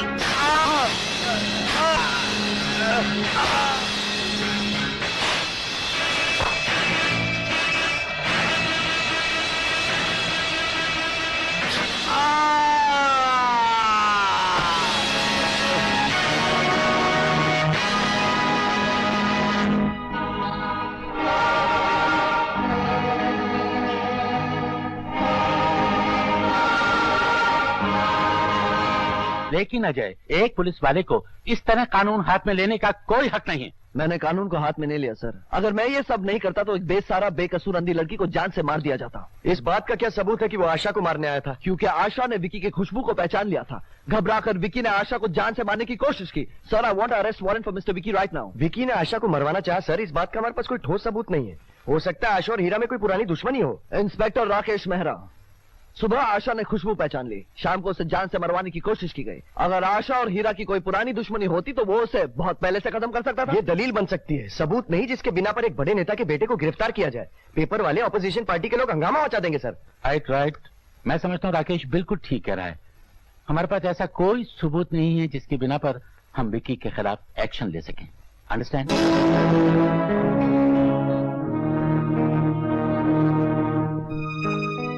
कौन है? कौन है? घबराओ नहीं, मैं हूँ इंस्पेक्टर अजय। ओह, आप ही ने कल मुझे इस कमरे में शिफ्ट करा दिया था ना? बहुत बहुत शुक्रिया।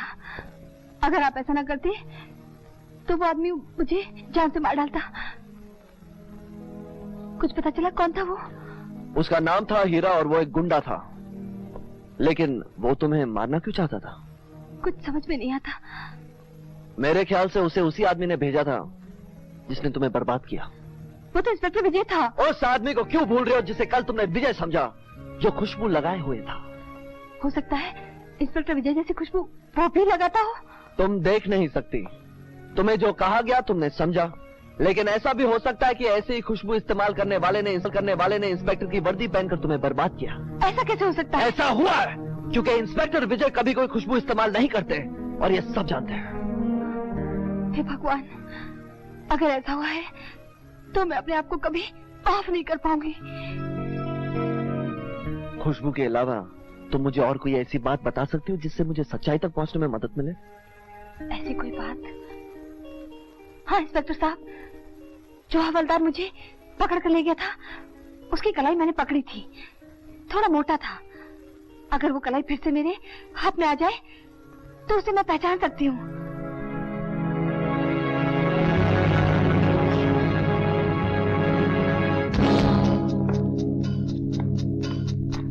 सर आप यहाँ?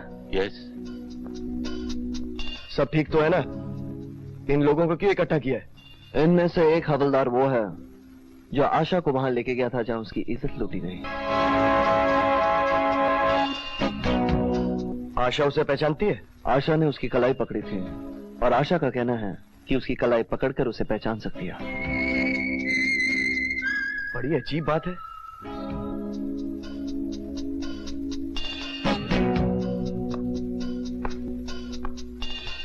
आशा अंदर बैठी है, तुम लोग एक एक करके अंदर जाओगे। जस्ट अ मिनट सर, अगर वो पहचानती है तो सामने कलाई पकड़ के देख ले, अंदर जाने की क्या जरूरत है? ये बात मैंने भी कही थी, लेकिन अजय की जिद है। Ajay, you can go ahead. Thank you sir.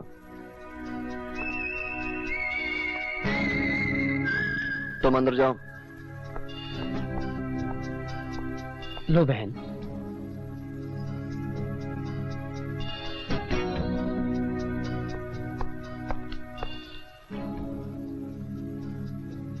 जाओ। नेक्स्ट।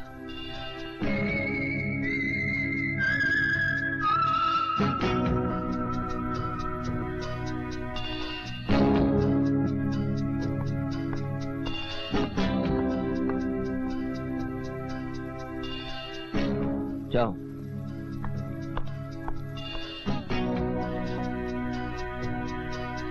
तुम। Yes sir.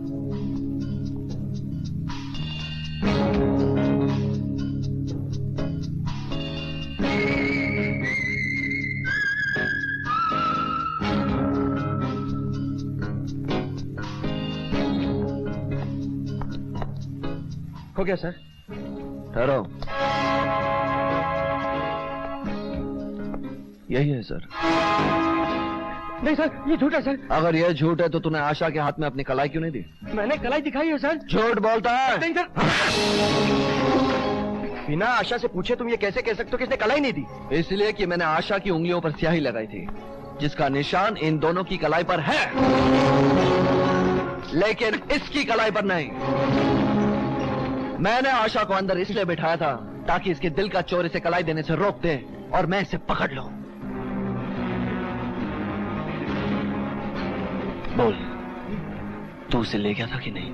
मैं कुछ नहीं जानता सर, मैं नहीं जानता सर। बोल। नहीं नहीं, मैं कुछ नहीं जानता सर। नहीं, नहीं, नहीं, अरे ये तो बेहोश हो गया, इसे हॉस्पिटल ले जाना चाहिए। एम्बुलेंस बुलाओ।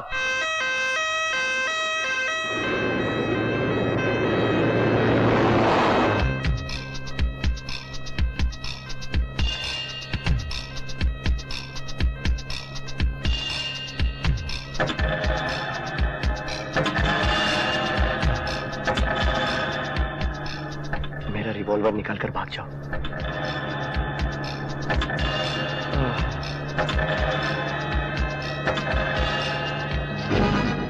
गोली मार दूंगा। गाड़ी रोको, चिरंजीत भाग गया है।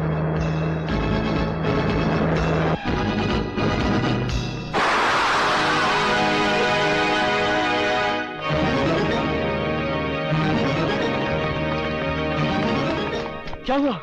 मेरा रिवॉल्वर लेके भाग रहा था। मैंने तो गोली पैर में मारने की कोशिश की, मगर पीठ पर लग गई। मर गया बेचारा।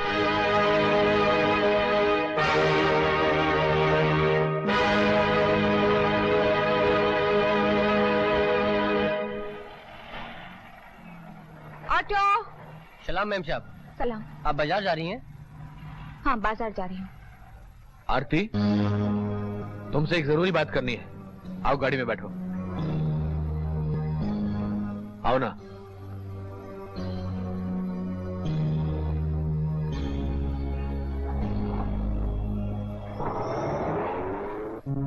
तुम सोच रही होगी कि तुम्हें यहां किस लिए लाया गया है? इसलिए कि वो 2 टके का इंस्पेक्टर अपनी वर्दी का नाजायज फायदा उठाकर चड्ढा साहब के घर से तुम्हें ना ले जा सके। मैं विजय की पत्नी हूँ और इंस्पेक्टर अजय की भाभी हूँ। उन दोनों के लिए मुझे इस घर से ले जाना भी कोई मुश्किल काम नहीं है।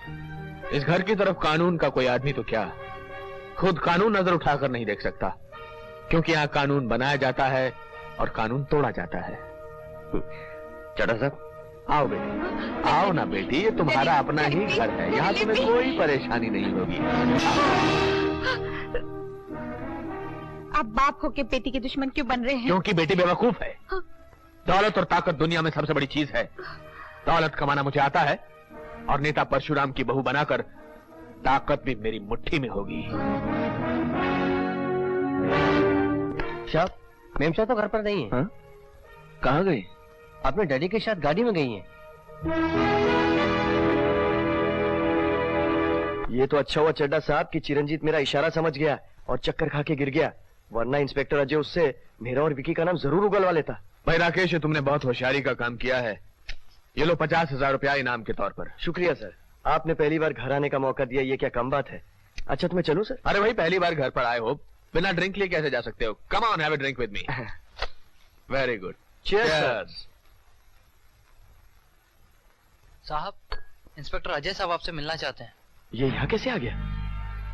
ठीक है, उसे अंदर भेजो। राकेश, तुम इधर चले जाओ, जाओ।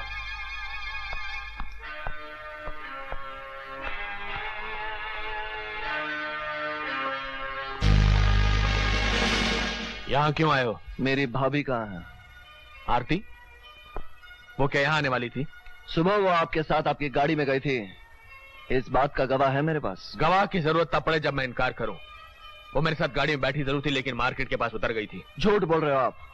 हर जगह से मालूम कर चुका हूँ, आपको मिलने के बाद वो किसी से नहीं मिले। तुम कहना क्या चाहते हो?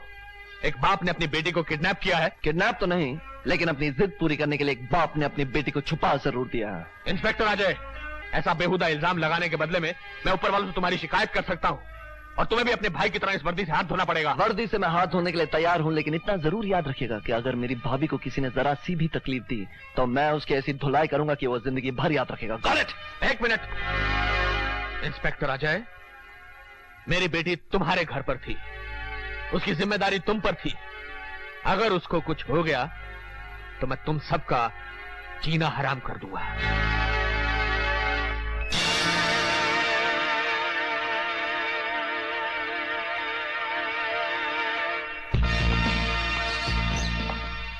दा दा दा दा दा दा दा दा।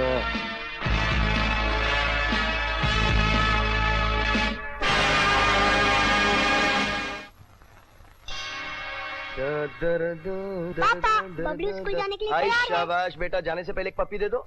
बाय पापा। बाय। चलो मम्मी। नमस्ते अंकल। नमस्ते बेटे।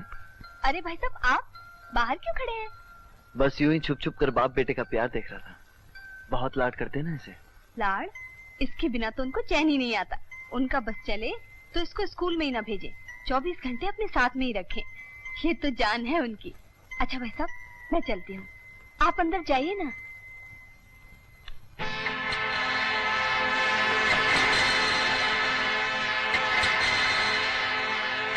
Good morning mister Rakesh. Ajay, यहाँ कैसे आना हुआ? मैं हवलदार चरणजीत की मौत के बारे में मशवरा करने आया हूँ। क्या मशवरा? मेरा ख्याल है कि हवलदार चरणजीत ने पुलिस स्टेशन में बेहोश होने का नाटक किया था। ये तुम कैसे कह सकते हो? क्योंकि अगर वो वाकई बेहोश हुआ था तो फिर उसे सिर्फ 10 मिनट में होश कैसे आ गया? मैं क्या जानता? और सिर्फ यही नहीं, बल्कि उसने आप जैसे सीनियर ऑफिसर का पिस्तौल छीनने में भी कामयाबी हासिल। अजय, पकड़े जाने का खौफ इंसान की 10 गुना ताकत बढ़ा देता। यह भी तो हो सकता कि उसने ये सब किसी स्कीम के तहत किया हो। अगर ये कोई स्कीम थी तो उसे बेनकाब करो, स्कीम बनाने वालों को गिरफ्तार करो। मेरा टाइम क्यों बर्बाद कर रहे हो? उनको तो मैं बेनकाब कर ही दूंगा। खैर, आपसे एक और बात पूछनी थी। बोलो। कल मेरी भाभी अपने डैडी के यहाँ गई थी, आप उसे मिले थे क्या? तुम्हारी भाभी और उनके डैडी, उनसे मेरा कैसे मिलना हो सकता? क्यों? आप मिस्टर चड्डा के घर नहीं जाते?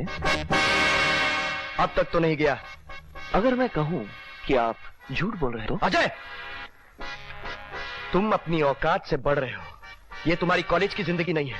तुम्हारे शरीर पे पुलिस की वर्दी है और तुम्हें इस वर्दी और अपने कंधे पे लगे स्टार्स के दायरे में रहकर बात करनी चाहिए। अगर मैं ऊपर वालों से कंप्लेन कर दूं तो 1 मिनट के अंदर तुम्हारी ये वर्दी उतर सकती है, समझे?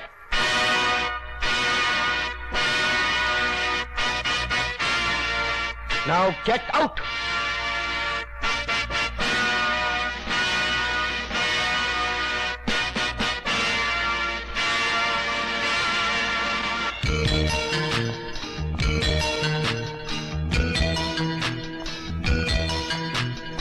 तुम्हें इस वर्दी और अपने कंधे पे लगे स्टार्स के दायरे में रहकर बात करनी चाहिए। तुम्हें इस वर्दी और अपने कंधे पे लगे स्टार्स के दायरे में रहकर बात करनी चाहिए। तुम्हें इस वर्दी और अपने कंधे पे लगे स्टार्स के दायरे में रहकर बात करनी चाहिए।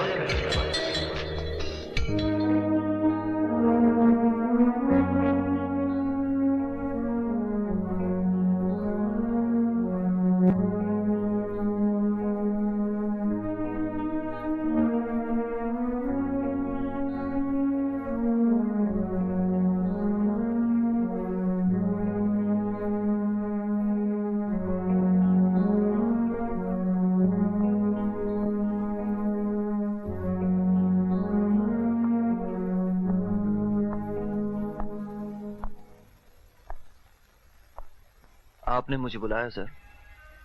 हाँ अजय सिंह, बहुत शिकायतें आ रही हैं तुम्हारे बारे में। जी, मैंने इंस्पेक्टर राकेश मेहरा से बदतमीजी से बात की। रात के 11 बजे मिस्टर चड्डा के घर जाकर उनकी बेटी, मेरी मां समान भाभी को छुपाने का इल्जाम लगाया। इसके अलावा और कोई शिकायत है सर? डिपार्टमेंट जवाब चाहता है इन बातों का। इन सारी बातों का जवाब मैं लिख कर लाया हूं सर।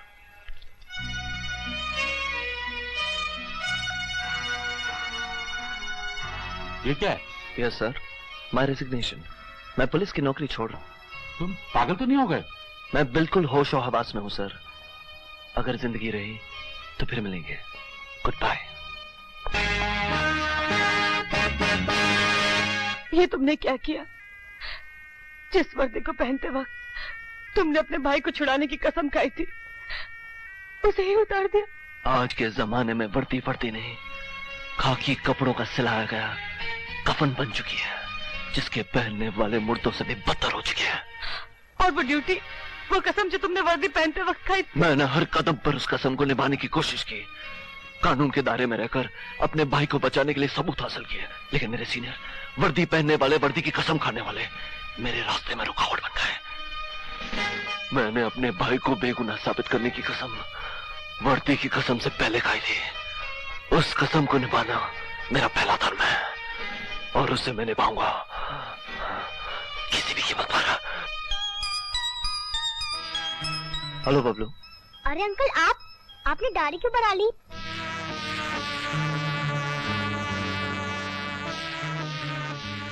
कुछ दुश्मनों की वजह से, जो सिर्फ मेरे ही नहीं तुम्हारे डैडी के भी दुश्मन है, और इन दुश्मनों की वजह से तुम्हारी जान को भी खतरा है बेटे। इसलिए तुम्हारे डैडी ने मुझे तुम्हारी हिफाजत के लिए भेजा है। चलो मेरे साथ। आप आ गए? क्या हुआ मालती? बबलू का अब तक कुछ पता नहीं चल रहा। मैंने बबलू को सब जगह ढूंढा, लेकिन बबलू कहीं नहीं मिल रहा। बबलू कहीं नहीं मिल रहा। हेलो हेलो डैडी, मैं बबलू बोल रहा हूँ। बबलू बेटे, कहाँ हो तुम? तुम्हारा बेटा मेरे पास है इंस्पेक्टर। कौन हो तुम? क्या चाहते हो? इंस्पेक्टर विजय की बेगुनाही का सबूत। तुम ये गैर कानूनी काम करके बच नहीं सकते। कानून के रखवाले जब कानून को खिलौना बना देते हैं तो उनके साथ इसी तरह खेला जाता है। इंस्पेक्टर, विजय को बेगुनाह साबित करके उसे जेल से छुड़वा दो। तुम्हारा बेटा बबलू तुम्हें वापस मिल जाएगा। सुनो, हेलो सुनो। कहाँ है मेरा बबलू? कहाँ है मेरा बबलू?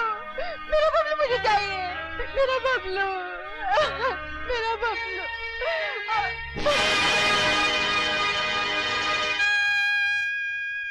दिमाग पर ज्यादा गहरा असर पड़ा है। लगता है इनको बहुत बड़ा सदमा पहुंचा है। इनका सदमा दूर कर दीजिए, वरना इनकी जान भी जा सकती है। जरूरत पड़ने पर मुझे फोन कर देना।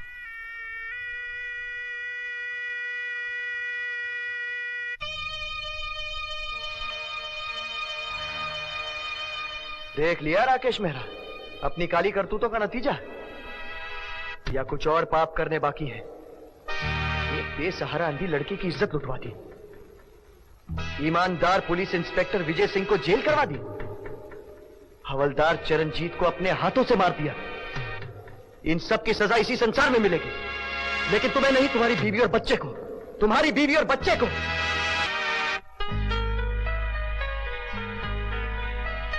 मैं इंस्पेक्टर राकेश मेहरा अपने होश और हवास में लिखकर यह बयान दे रहा हूं कि आशा का बलात्कार करने के लिए उसे मेरे दोस्त ने बुलवाया था।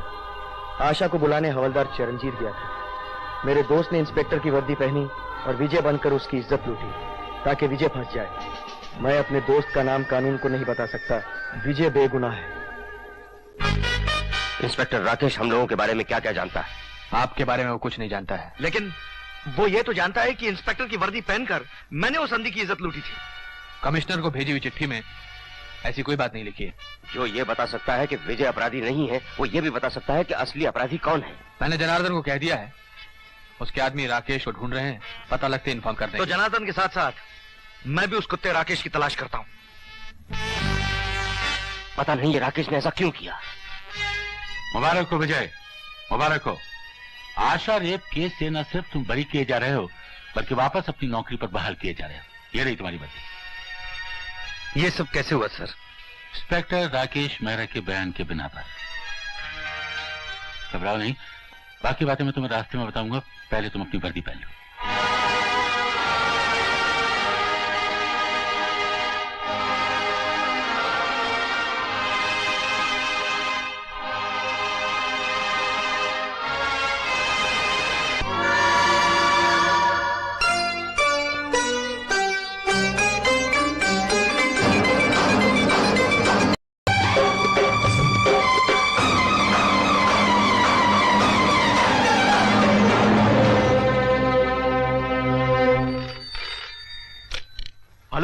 इंस्पेक्टर विजय छूट, अब मेरा बेटा मुझे लौटा दो। वर्सोवा के चौराहे पर जो अंडर कंस्ट्रक्शन बिल्डिंग है, वहां पहुंच जाओ, बेटा मिल जाएगा।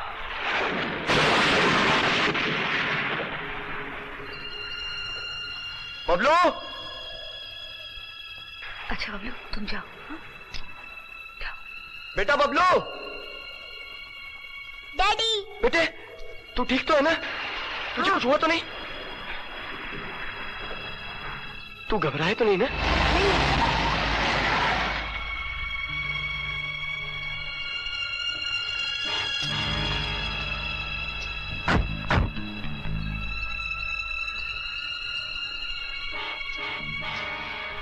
तुम लोग यहाँ कैसे? तुम्हारा मुंह हमेशा के लिए बंद करने के लिए।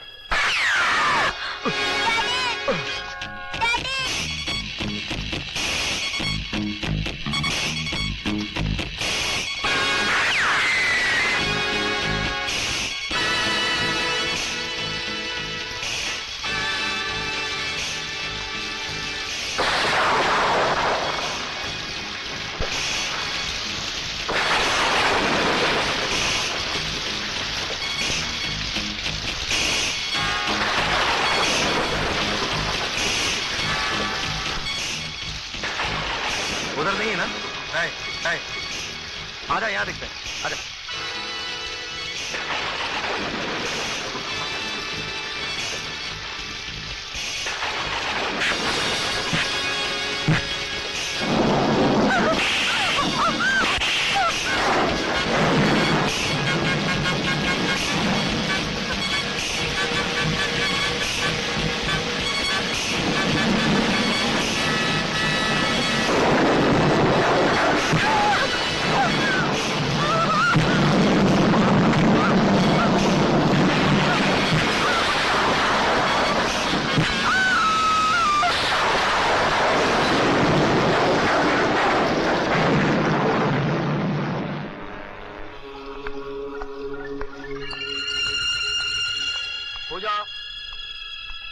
पूजा!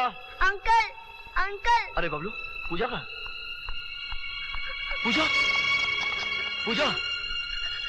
अरे बबलू, ये सब कैसे हुआ? दो आदमी आके मेरे डैडी को गोली मार के और आंटी को हथौड़ा मार के भाग गए।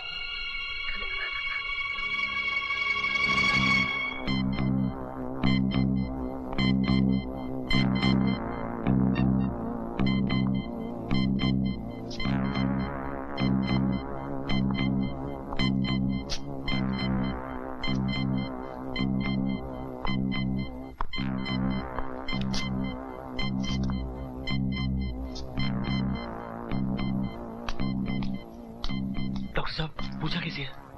ऑपरेशन कर दिया है, मगर अभी कुछ कहा नहीं जा सकता। वो बच जाएगी ना? होश आने तक कुछ नहीं कह सकते। मैं उसके पास रह सकता हूँ? 6 घंटे तक सिर्फ डॉक्टर्स की निगरानी में रहेंगी। सॉरी, आप नहीं मिल सकते।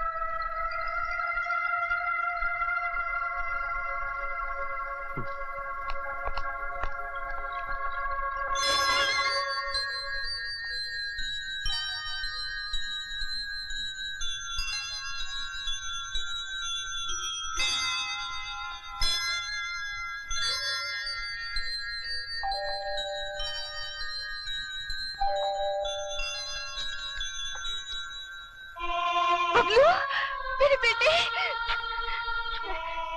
मेरे लाल, कैसा है तू? कौन लेकर आया तुझे यहाँ पे? अंकल लाए मुझे, बहुत अच्छा अंकल है। तेरे डैडी कहाँ है? 2 आदमियों ने डैडी को गोली मार दी।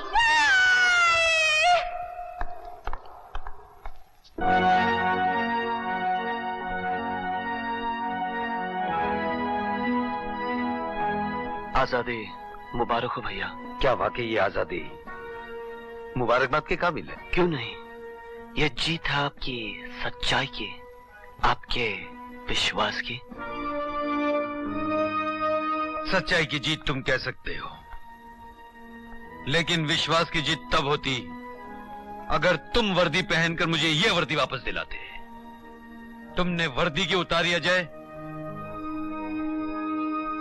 भाभी के बारे में कुछ पता चला? वो 3 दिन से गायब है। लगता है कि उनके पिता ने उन्हें कहीं छुपा रखा है। मैंने पूछा तुमने वर्दी क्यों उतारी? भैया, याद है एक दिन मैंने आपसे कुछ पूछा था और आपने कहा कि वर्दी पहन कर आओ, सब कुछ बता दूंगा। आज मैं आपसे कहता हूं कि वर्दी उतार दीजिए, सब कुछ बता दूंगा। तूने वर्दी को कपड़ा समझकर पहना था, इसलिए उतार दिया। मैं वर्दी को शरीर का नहीं, आत्मा का लिबास मानता हूं। जब तक मेरे शरीर में आत्मा है, ये वर्दी नहीं उतर सकती। मुझे कहीं जाना, मैं कपड़े बदल के आता हूं।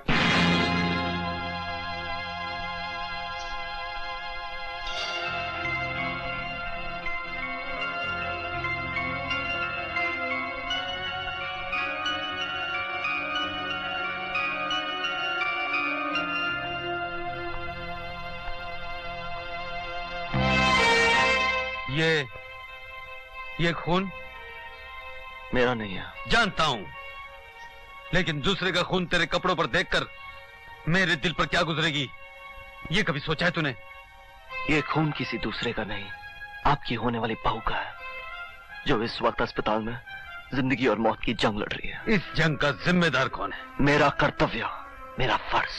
तेरा फर्ज नहीं, तेरी नादानी, तेरी जल्दबाजी, जिसकी वजह से तूने अपनी वर्दी उतार दी। अगर मैं वर्दी ना उतारता तो आप... तो मुझे ये वर्दी नहीं मिलती, अपनी आजादी नहीं मिलती।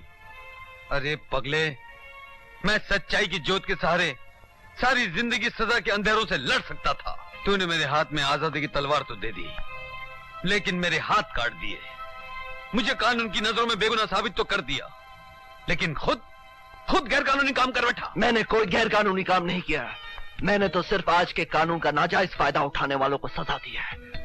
आप जो कानून की रहनुमाई करना जानते हैं, उन्हें उनका हक दिलवाया है। मेरी नजरों में तो ये इंसाफ है, लेकिन अगर आपके कानून की नजर में ये गुनाह है, तो मुझे उसकी कोई परवाह नहीं।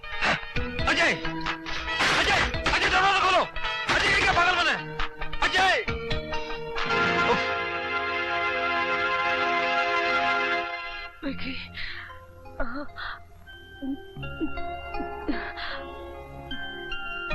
Janardan.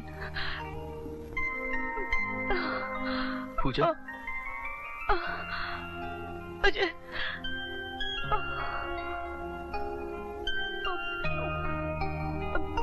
Ajay,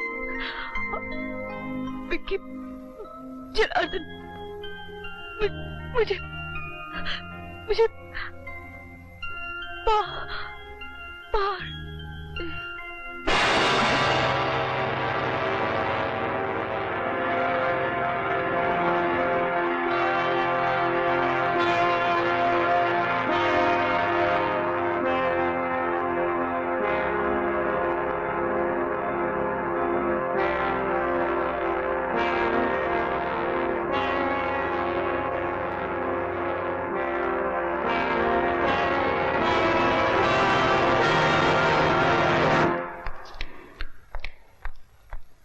excuse me sister.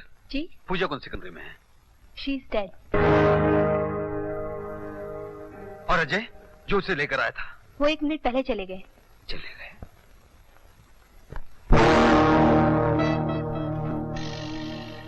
इन पैकेट्स के जहाज में चढ़ने के बाद मैं फौरन भाई को फोन कर दूंगा, वो गोल्ड का पार्सल वहां से चढ़ा देंगे। विकी, तुम और आरती इन कागजात पर साइन करके इन पार्सल्स को एयरपोर्ट भेज दो। जी। मैंने कस्टम ऑफिसर शर्मा से बात कर ली है, वो बिना किसी चेकिंग के इन पार्सलों को हवाई जहाज में चढ़वा देगा। जी डैडी। मैं आरती को लेकर आता हूँ। आओ आरती। विकी। जी। 1 मिनट। आरती ये विकी ने जहां जहां साइन किए हैं तुम भी कर दो।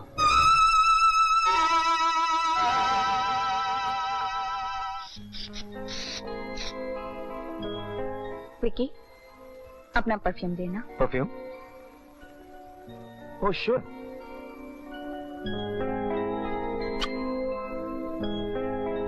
ये क्या कर रही हो आरती? शुभ काम की शुरुआत शुभ ढंग से होनी चाहिए डैडी।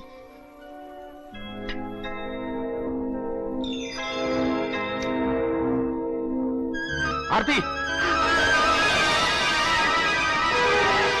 आरती आरती की तरह जलकर राख हो जाएगी, लेकिन देश के गद्दारों का साथ नहीं देगी।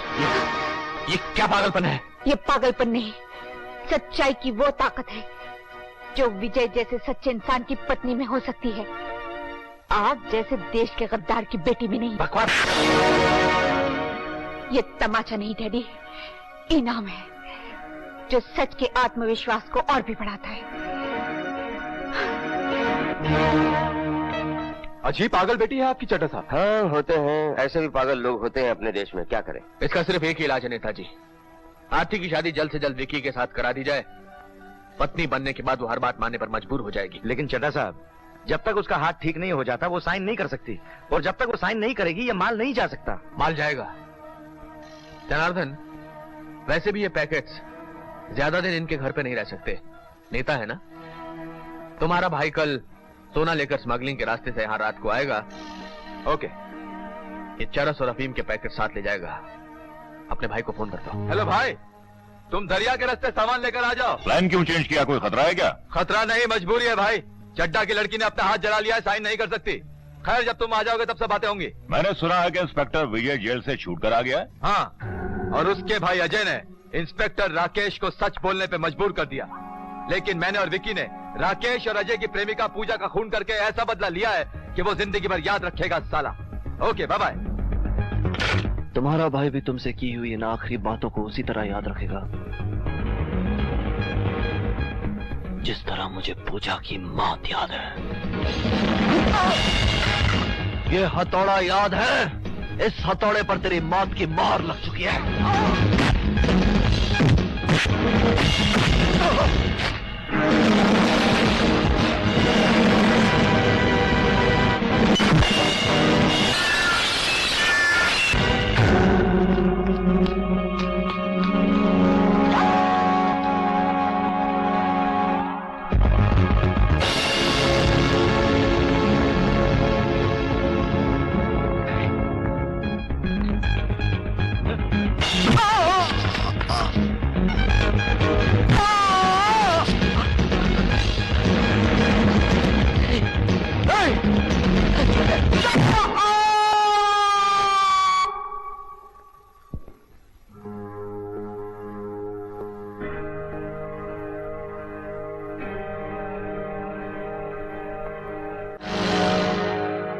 सुनो बेटा, इसे पहचानते हो? हाँ अंकल, ये भी उन लोग के साथ था जिन्होंने मेरे डैडी और आंटी को मारा।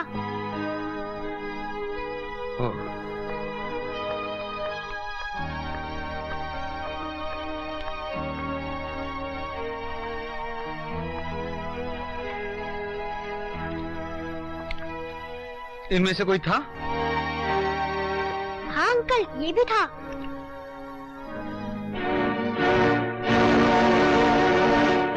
धन्यवाद। इस बारे में जो भी समाचार मिले हमें फौरन बताइए। नमस्कार।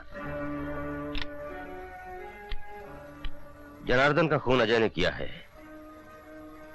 राकेश के बेटे को इंस्पेक्टर विजय ने पहचानने के लिए पुलिस स्टेशन बुलवाया था। तब तो उसे मेरे बारे में पता चल गया होगा। नहीं, अब तक तो ऐसी कोई बात सामने नहीं आई। लेकिन विकी, जब तक अजय पकड़ा नहीं जाता तुम घर से बाहर मत निकलना। लेकिन डैडी, बाबला से माल लेने कौन जाएगा? मैं और नेताजी। सर, आप बगैर सिक्योरिटी के जा रहे हैं? हाँ, उसकी जरूरत नहीं है, हम एक पर्सनल मीटिंग के लिए जा रहे हैं। सर, कम से कम ड्राइवर को साथ ले जाइए। हमने कहा ना उसकी जरूरत नहीं है।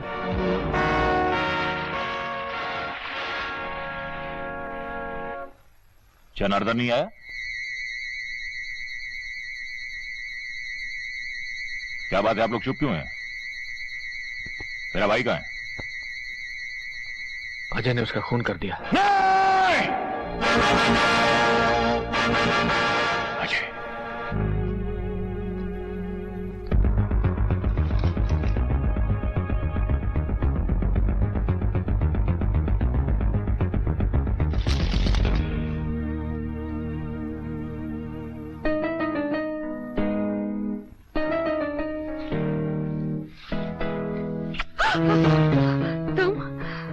तुम मेरे कमरे में क्यों आए हो? डोंट वरी डार्लिंग, बहुत जल्द हम एक ही कमरे में रहने वाले हैं, शादी के बाद।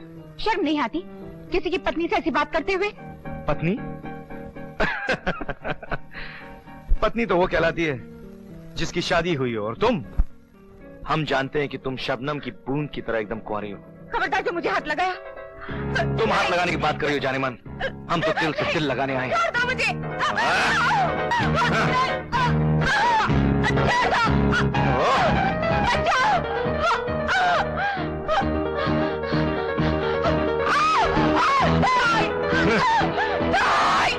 अरे चिल्लाओ, जितना चिल्लाना है चिल्लाओ। ये साउंड प्रूफ घर है, यहां से तुम्हारी आवाज बाहर नहीं जाएगी।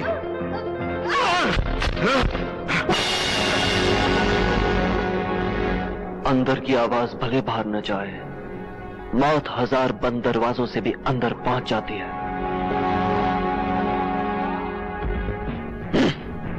तूने मेरी मां समान भाभी के पवित्र शरीर को छूने की कोशिश की, मेरा प्यार मेरी पूजा को मुझसे छीन लिया। मैं तुझे जिंदा नहीं छोड़ूंगा।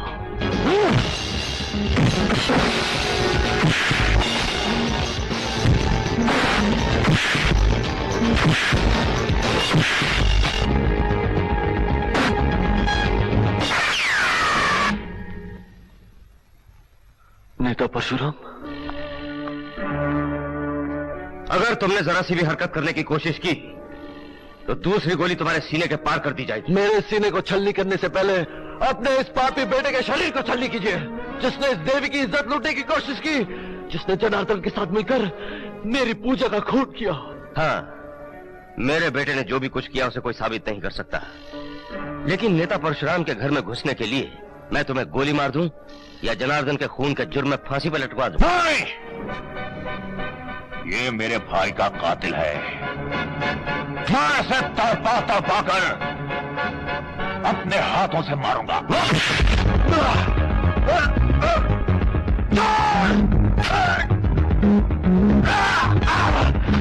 तेरा भी वही हशर करूंगा जो तेरे भाई का किया था।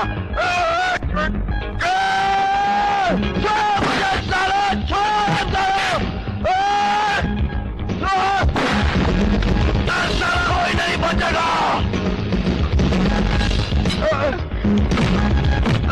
अजय! अजय! अजय! क्या करेगा साले?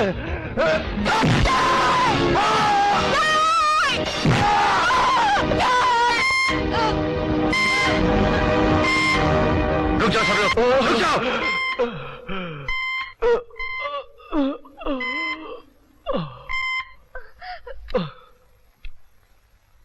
हेलो सर, इंस्पेक्टर विजय आपसे मिलना चाहते हैं। इंस्पेक्टर विजय? हाँ, उनसे कहो हम अपने बेटे के साथ इस वक्त बहुत जरूरी काम में बिजी हैं, वो कल सुबह 8 बजे आ जाए। सर, वो कह रहे हैं कि आपसे और आपके बेटे से अभी मिलना चाहते हैं, बहुत जरूरी काम है। ठीक है, उन्हें 2 मिनट बाद भेज दो। Okay sir. इंस्पेक्टर विजय बहुत इज्जत वाला ऑफिसर है, उसे मिले बिना भेजना ठीक नहीं। आप सब लोग अंदर जाइए फौरन।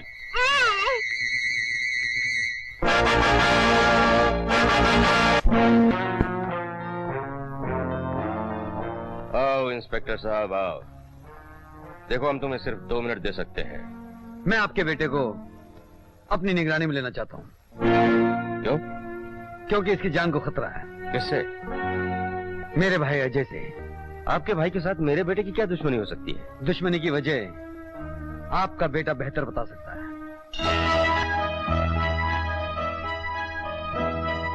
ये चोट कैसे लगी? कुछ नहीं, सीढ़ी से उतर रहा था, फिसल गया, चोट लग गई। आई सी। हमारे विचार में तुम हमारा और अपना समय नष्ट कर रहे हो इंस्पेक्टर। नेता परशुराम के बेटे को किसी से कोई भी खतरा नहीं हो सकता। इसके अलावा यह घर एक ऐसा किला है जहां घुसने की कोई हिम्मत नहीं कर सकता। अब तुम जा सकते हो। मैं यहां से अकेले नहीं, आपके बेटे और अपने भाई को साथ लेकर जाऊंगा नेताजी। इंस्पेक्टर, तुम अपनी सीमा से आगे बढ़ रहे हो। नेता परशुराम के बेटे पर पिस्तौल उठाने का अंजाम जानते हो? हमारा एक टेलीफोन तुम्हारी ये वर्दी उतरवा सकता है। कसम वर्दी की। वर्दी पहनने वाले कर्तव्य का पालन करते हैं, अंजाम की परवाह नहीं करते। ये खून के धब्बे और अजय का स्कार साफ साबित करता है कि अजय यहीं पर है और आप लोगों के कब्जे में। रिवॉल्वर फेंक दो इंस्पेक्टर, वरना तुम्हारा भाई मारा जाएगा। गोली चलाने से पहले इतना सोच लेना कि नेता परशुराम के बेटे की जान मेरे पिस्तौल की नोक पर है। ये क्या कह रहे हो विजय? ये देश के गद्दार हैं, अजय को जान से मार देंगे। किसी भी खानदान का बेटा जिस दिन वर्दी पहनता है तो उसके खून पर उसके खानदान का नहीं, देश का अधिकार हो जाता है। देश के गद्दारों को सजा दिलाने के लिए मुझे अजय जैसा एक भाई तो क्या 100 भाई भी कुर्बान करने पड़े तो भी मैं पीछे नहीं हटूंगा। भाई की कुर्बानी देने से पहले सिर्फ इतना जान लो इंस्पेक्टर कि हमें सजा दिलाने वाला सपना सिर्फ सपना ही रह जाएगा, क्योंकि इस घर में आने वाला कोई भी व्यक्ति हमारी इजाजत के बिना सांस भी नहीं ले सकता। परशुराम जी, इसे हमारी तरफ से 2-4 सांसें उधार दे दीजिए। बहुत हिसाब चुकता करने इस हरामजादे के साथ। इसकी वजह से जय किशन को पुलिस लॉकअप में मरवाना पड़ा। अपने वफादार साथी राकेश और कांस्टेबल चरणजीत की जान लेनी पड़ी। यही नहीं, बेटी को बाप से जुदा कर दिया इस कुत्ते ने। सिर्फ आप ही को नहीं चड्डा साहब, मुझे भी इससे बहुत पुराना हिसाब चुकाना है। इसकी होशियारी ने प्लेन को ब्लास्ट होने से बचा लिया था, जिससे मेरा 2 करोड़ रुपए का नुकसान हो गया। सुन रहे हो भैया, ये है इन सफेद पोशों के काले कारनामे। और ये नेता परशुराम, इसकी ये सरकारी कोठी, इसका घर अड्डा है मुजरिमों का। ये नेता जो सिपाही को वर्दी की कसम दिलाते हैं, अपनी सीट, कुर्सी, पोजीशन का नाजायज फायदा उठाकर उस वर्दी की कसम के साथ खेलते हैं। कुर्सी पर बैठने वाले ऐसे गद्दारों को सजा दिलाने के लिए अगर कानून को भी हाथ में लेना पड़े तो वो भी वर्दी की कसम निभाना होता है।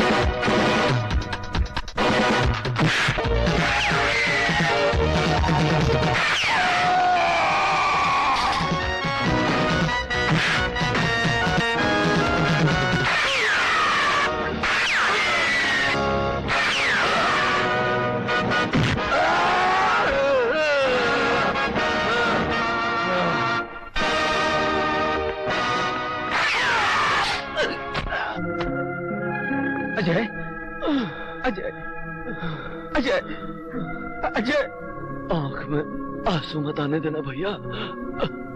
सिपाही के खून पर खानदान का नहीं, देश का हक होता है। अजय रोना नहीं। नहीं पगले, मैं कहाँ रो रहा हूँ। मुझे तो फक्र है कि मेरा भाई देश के काम आया, सत्य की लड़ाई में काम आया। ये सब आप ही से सीखा भैया। नहीं अजय नहीं। फर्क सिर्फ इतना था कि सच्चाई की जीत के लिए मैंने रास्ता अलग चुन लिया। अजय अजय मैं उस सत्य के प्रतीक को सैल्यूट करना चाहता हूं।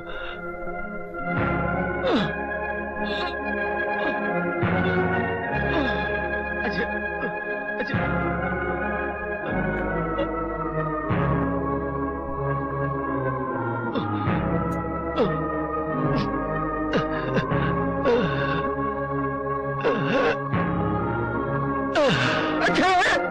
अजय अजय भाई नहीं।